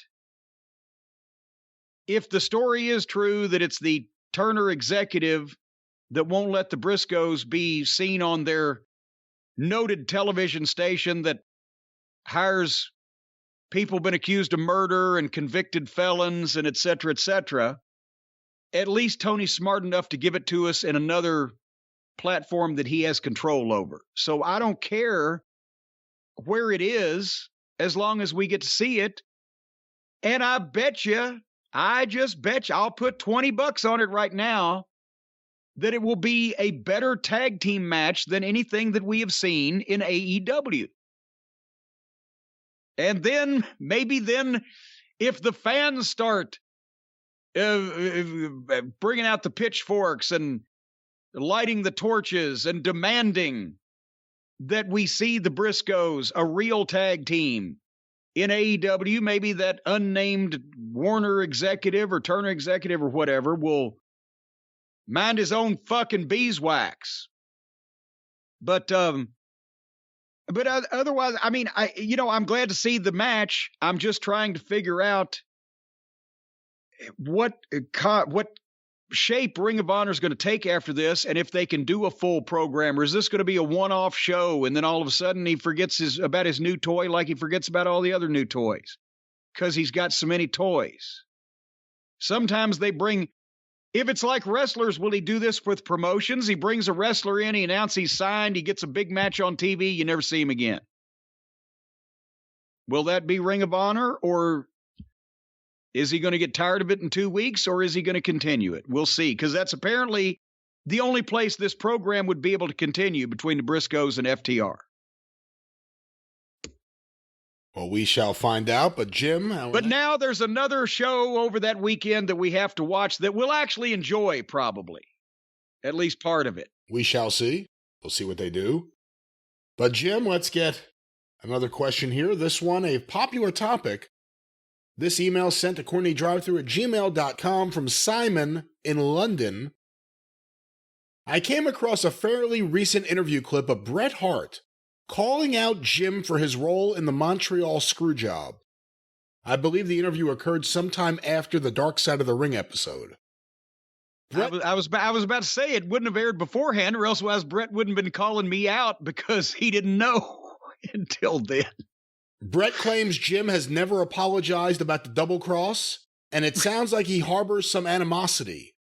I know that you guys have produced literally days worth of content about the subject by now, so forgive me if it's already been covered. But Jim, have you spoken to Bret Hart since Dark Side of the Ring? How would you describe your current relationship with the Hitman, if indeed there is one at all? And thank you for the great entertainment. You helped me get through 2 international moves and COVID. Oh my God. I don't know which would have been worse. And I'm going to try to see if there's an actual quote here, but had you heard that Bret Hart was... I had just seen this the other day, that Bret Hart was upset about your role that was revealed on Dark Side of the Ring? No, and I expected that. That's why I think they cut it out of the Dark Side, but I've said this on the program that I actually hated that Bret might be mad at me because I always liked Bret better than Shawn. But, there's the way these things happen. He went back and worked for Vince after Vince's empire killed his brother. So he probably can't be too mad at me. But again, here's the thing. I liked Bret more than Shawn as a wrestler and as a person. That's not hard to fucking believe after everything I've said about the other guy. This was not, on my part, some way to fuck Bret Hart. It's just that the other guy was a prick, but he was our prick, and he was staying. And the whole thing came out of frustration on my part at sitting at Vince McMahon's fucking dining room table while he went back and forth talking to both of the interested parties, Shawn and Bret, neither one of which wanted to do anything that anybody else wanted them to do. And I was having to sit there and stare at Vince fucking Russo and us try to make small talk. And I was fed up and I was pissed off. And I told Vince McMahon, fuck it. It's your belt. Take it back. Double cross him. And then it became a challenge. Well, how would you do that? Well, here's how I'd goddamn do it. And that was it. And then we went on. I wasn't trying to fuck Bret Hart. I'm sorry Bret's mad at me. He wasn't mad at me before because the Dark Side of the Ring episode hadn't aired and I never revealed the fucking details before. But the last time I saw Bret was when did I go to England last? For Kenny McIntosh. Hello, Kenny. Inside the Ropes. 2016. We did the show there, or was it the first time I was there? No, it was the second time. I believe. No, second time I was there with Bret. It was still the same, regardless. I was there with JR. That was on the pay-per-view. Point being, Bret Hart came out as a guest. It was with JR. Bret Hart came out as a guest on our Inside the Rope show with me and Jim Ross. Kenny McIntosh was hosting. It was 2016. And he, as a surprise guest, answered some questions. And then we went to dinner afterwards. Went to a nice restaurant there in London. They're actually open past 10 o'clock at night, restaurants in London, just nowhere else in the fucking country. And, had a nice talk and, wonderful fellowship, as they used to say. I didn't lead the conversation with, by the way, Bret, it was my fucking finish. And he didn't know to ask, so we didn't talk about Montreal at all. Had a fine time and a nice meal, and off he went. I haven't seen him or talked to him since. And since Bret doesn't live in Louisville, Kentucky, and I don't plan to go anywhere for the rest of my life, we probably won't see each other again. But I hope he wouldn't be mad at me. And I apologize. And under the circumstances, I would think he would realize that it was Vince that made the call. And he didn't even tell me he was going to fucking do it. And what the fuck anyway, at this point? He shouldn't have gone to WCW. I was trying to save him. From going to WCW. He didn't want to go to WCW. Vince forced him to go. Yeah. Whose side are you on? I don't know. But anyway, I'm sorry if Bret's mad at me.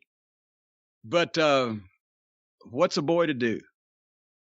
Well, hopefully your relationship can be repaired with Bret, but if not, maybe Bret thinks back on his career and thinks back on things that were done wrong to him, things that were done wrong in Montreal, and it turns out Jim Cornette was the mastermind behind everything. Maybe it's time to sue. Well, you know, this is the thing, Brian, is that if Vince McMahon had double-crossed and screwed Bret Hart like he did in 1997 in modern day, we would know exactly who Bret Hart should call. Call Stephen P. News.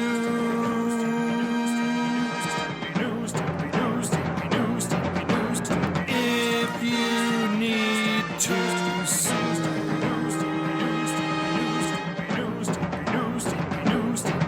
An outlaw mud show or two.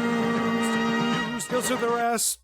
Yeah, boy, if there's some dirty double crosser in your life that you want to get even with, that is called your finish sideways or cheated you in some type of fashion, call Stephen P. New at newlawoffice.com, 888-692-8084. He doesn't answer the phone himself all the time, but we know from testimony from some of the listeners he will call you back, and he will give you the proper advice on how to proceed if you have some matter that is requiring you to go in front of the American legal system with its pitfalls and crevices that you can fall in. You need an expert trail guide. And that man is Stephen P. New. And very soon, as we've revealed on the last couple of weeks' programs, he is going to be cracking down on the evil pharmaceutical companies, including those Johnson & Johnson bastards, that not only knew there was asbestos in the talcum powder, but performed experiments to see how much asbestos people could take. And then, once they were found out here and judgments were filed against them here just recently, they're now putting everything into a shell corporation and bankrupting it to try to get out of paying the judgments. And Stephen P. New and his crew are going to take them down for that too. I wonder if there's a record for how many times one attorney has spanked an individual major corporation. Stephen's got to be getting in on the record. Anyway, he was the sponsor of the big event that Bobby Fulton's Big Time Wrestling ran in Chillicothe, Ohio last weekend that drew, or 2 weeks ago now, that drew over 3,000 people and turned them away. They're coming back on April 9th with another big one up there. So Stephen P. New is not only defending you in the court of law, but he's also bringing the best in pro wrestling action. What else can we say but that he also likes dogs? And a guy like that can't be all bad. Stephen P. New, newlawoffice.com, 888-692-8084. That's right. And Jim, as we are getting ready for a few more questions here, I'm looking. We got one here.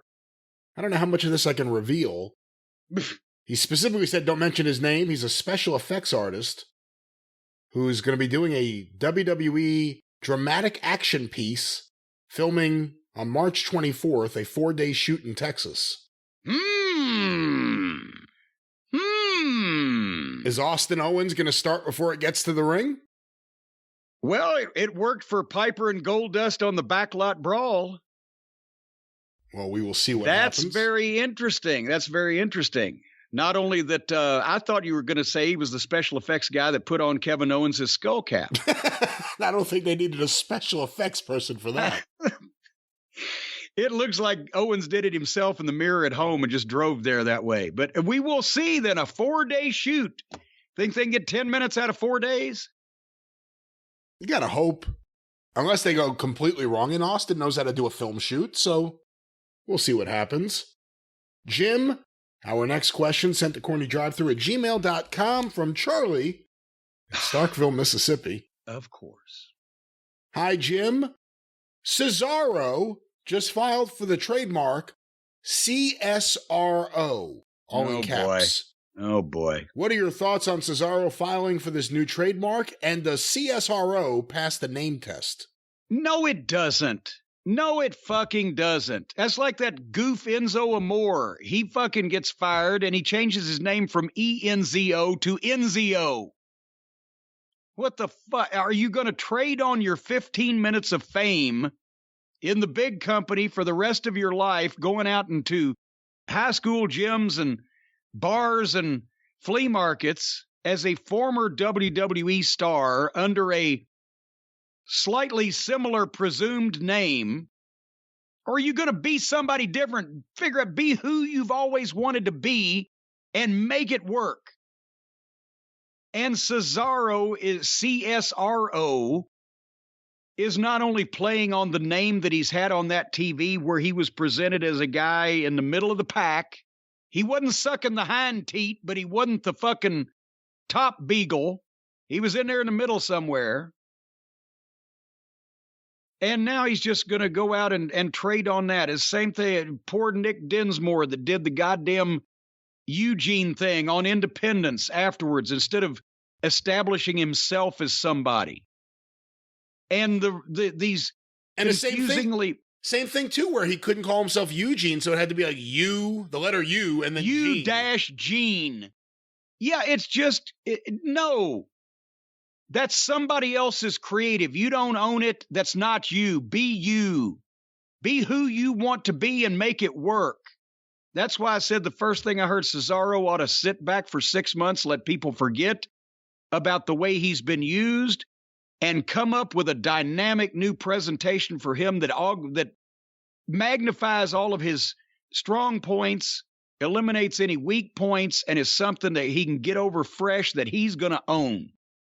Or he and everybody else that does this can just act like, oh, well, now I can get booked in Fan Fest as long as they remember I used to be in the WWF. Fuck it. Do your own shit. Be your own person. That's to Claudio and everybody else. Fuck this trying to retread these copyrighted gimmicks that weren't very good to begin with.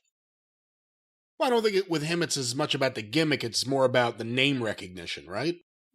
Because that's the only reason you would do something that almost sounds like CSRO. Sounds almost like Cesaro. How many people you know with the last name Hitler to begin with these days? And if there were any, you think they'd name their kid Adolf? No. There's big name recognition on that name, right? In fact, the name Adolf died after Hitler. You ain't shitting. Adolf Rupp was born before Adolf Hitler. Harpo Marx's real name is Adolf. He changed it. There you go. Yeah. And see, they were, well, as a matter of fact, that doesn't count either because he was using that name on Broadway in the 20s. Adolf Hitler was a goddamn pimply-faced kid. But the point is, it didn't work for you to where you were before. Be someone else. Be yourself. Be what you can own. And you can start and you can augment and you can change and you can tweak and you can whatever. I mean, that wasn't a problem when I got into business because nobody trademarked anything, but also unless the booker had a specific gimmick for you, it was up to you what your name was. It was up to you how you dressed or how you worked or how you talked or whatever. And you know, and sometimes you worked and sometimes you didn't work. Sugar Bear Harris didn't work, but Kamala did. So he went whole hog on that. But it's not like that he couldn't go and be Kamala anywhere in the world he wanted to be once he became Kamala, because then he was Kamala. And the promoters didn't trademark shit. They want, if you could draw them some money, then go and become a bigger star and come back and draw them some more money. That was great. So now, people are trying to cling on to this thing just because they've had notoriety in a company. Well, if you've had that kind of notoriety, it's, The Undertaker leaving, I would suggest change nothing if possible. Stone Cold Steve Austin leaving, change nothing if possible. Enzo, Cesaro, Eugene, change everything you can fucking change. Jim, our next question sent to CornyDriveThru at gmail.com from Space Cadet. I'm currently watching April 7th, 1984 Mid-South Wrestling in a match between the Rock and Roll Express and Hacksaw Butch Reed and Buddy Landel. You were in a chair taking notes ringside. Was this real or a work? What was the process? No, it was a real chair. What was the process for taking notes or scouting other tag teams, scouting in quotes? Was this used as a strategy or reference point to develop matches while you were out on the road thinking of finishes, builds, and comebacks? Wow, he took a turn there. I wasn't expecting. Took a turn there at the end. No, what it was it was a way to juice up TV and to juice up the matches that were coming to the local arenas. The Rock and Roll Express were not wrestling against Buddy Landel and Butch Reed in the arenas that you had to pay to see. It was a television match. Butch had other things going on. Buddy was his sidekick and kind of stooge at that point. But for a television match, yeah, fine, put that on. Boom, doesn't harm anybody's programs. I come down to ringside and the announcers can say, well, look, there's Cornette, the manager of the Midnight Express. He's taking notes on the Rock and Roll Express. Folks, as a lot of the fans in the Mid-South are interested in seeing an Express showdown between the Midnight and the Rock and Roll. It looks like Cornette's doing his homework. Okay, now the people are going, okay, we're going to see the Expresses sooner or later. Well, is Cornette going to interfere in this match? What's going to happen? It's just a way to not just have just a dry standard match. There's a little more intrigue involved, and it promotes what's coming up in the houses. But we don't go all the way to jumping in the ring with chainsaws and cutting people's left arms off. We're not shooting that heavy of an angle right there at that particular point. It's just interest to point people's optimism for the matches in the right direction. I mean, how else can you explain that? There's not a lot of detail you can go into on that. That's what used to happen. Either opponents or opponents' managers would come out and be seen watching their future opponents so they can get some dirt on them. What would you write? Bullshit. I mean, what's bullshit? When you're sitting there watching and pretending to be taking notes, what are you writing? Sometimes it might be scribbling. Sometimes it might be my fucking what I'm interested in getting for my pizza that night when I got back to the hotel. You never know with Watts. He may have been, if you don't write real notes, I'm going to come down there and fine you. No, because it wasn't a high-definition TV back then. They couldn't fucking read the goddamn notes. They could barely see my face on the fucking TV at the time. All right, well, Jim, let's get with what... Again, it's just a small little thing that doesn't sound like much now, but when you're doing some small little thing in that segment, some different small thing in the next segment, some different thing to make a twist or some interest or whatever, that's how you kept the show interesting and kept things moving and kept the fans. The fans were sometimes convinced that they had the idea that they wanted to see a match that in actuality Watts or another good booker in some other territory had led them to come up with that idea that they wanted to see that. And it was little things to do in a television show that, again, wasn't a heavy angle that required, hospitalization and chaos and chair shots and people running in, because you couldn't do that all the time or it would be meaningless like it is right now. Well, Jim, our final question this week sent to CornyDriveThru@gmail.com from Joe, and this ties into this week's watch-along. I'm watching the Razor Ramon Bret Hart watch-along, and they're showing Stu and Helen Hart at ringside. They were involved a lot when Bret had more high-profile matches, and it got me wondering, how often did family members get compensated for this kind of participation? Obviously, Stu and Helen in the crowd is one thing, but stuff like Bret and Davey at Wembley Stadium had them, and especially Diana, being more instrumental to the build. At what point does this kind of adjacent involvement make you a one-off paid talent? And what was your favorite family member involvement besides the Harts? Oh, again, I mean, I didn't see their tax returns or the payroll sheets. Stu and Helen, when they were in the front row for Lawler of the Manhattan Center Monday Night Raw, so Lawler could insult him and tell the jokes, or when they're there for the pay-per-view or whatever, I got to be honest with you, I don't even know if they got paid. They obviously, Vince would fly them in and treat them well. Maybe they got a payoff, maybe they didn't. I don't know whether they asked for or expected one. It was all part of, I mean, their son is either the WWF World Champion or high in the contention for same during that whole period of time, and is making a very good living. And Stu'd been in the wrestling business all his life, and Helen had, unfortunately for her, been married to the wrestling business all her life. Diana did get paid as a performer, as far as I know, when she did the things with Bulldog, like the thing with Shawn that was cut off early at Stu's insistence, because it made the kids feel bad in school in Calgary. We've told that story. But if somebody was on, like actually over the rail, getting in the ring, getting involved in an interview, getting involved in a finish, chances are they'd get a little payoff.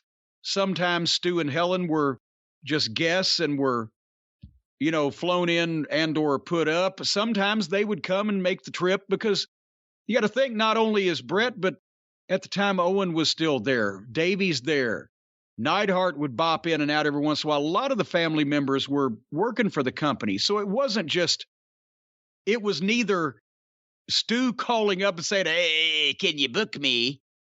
And it wasn't, the company, anybody in the company having a off wild hair idea of, "Hey, why don't we bring Stu and Helen in? They're around a lot anyway." Sometimes they were there at big shows with some of the other Hart kids, and you never saw them. On camera, I mean, you never say, they were just there. So that wasn't a big fucking stretch to have Stu and Bret's family involved, since their whole family was wrestling and was in wrestling. That was why Vince went along with a lot of that. Whereas if it had been somebody else, when Terry Funk was there, I don't know if we should bring Dory in and sit him on the front row. I don't know if Vince would have gone for, but because of the long involvement with the Harts and the McMahons and the amount of people in the family that had worked there, they were figured in quite a bit. When Bruce got ribbed and they threw the water on him at SummerSlam 93 and he was sitting ringside, and that's all it ever takes for Bruce Hart, just a little thing like that, now he thinks he's in the match. Was he paid? Oh, no. Now that's, you're talking about the Calgary pay-per-view. No, right? I was talking about SummerSlam 93, Bret against Lawler, and Lawler pretends he has a broken leg. We get Bret against Doink.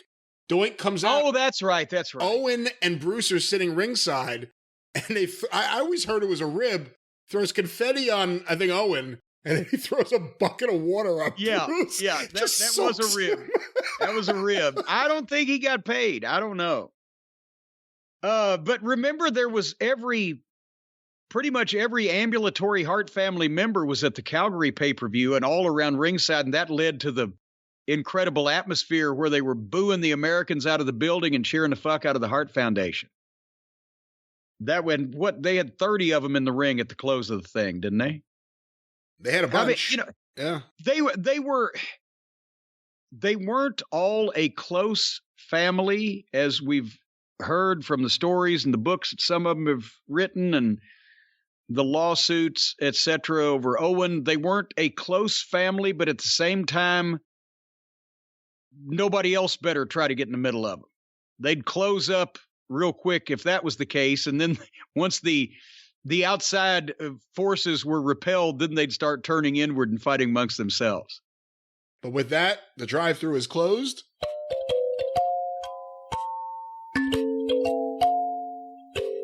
All right.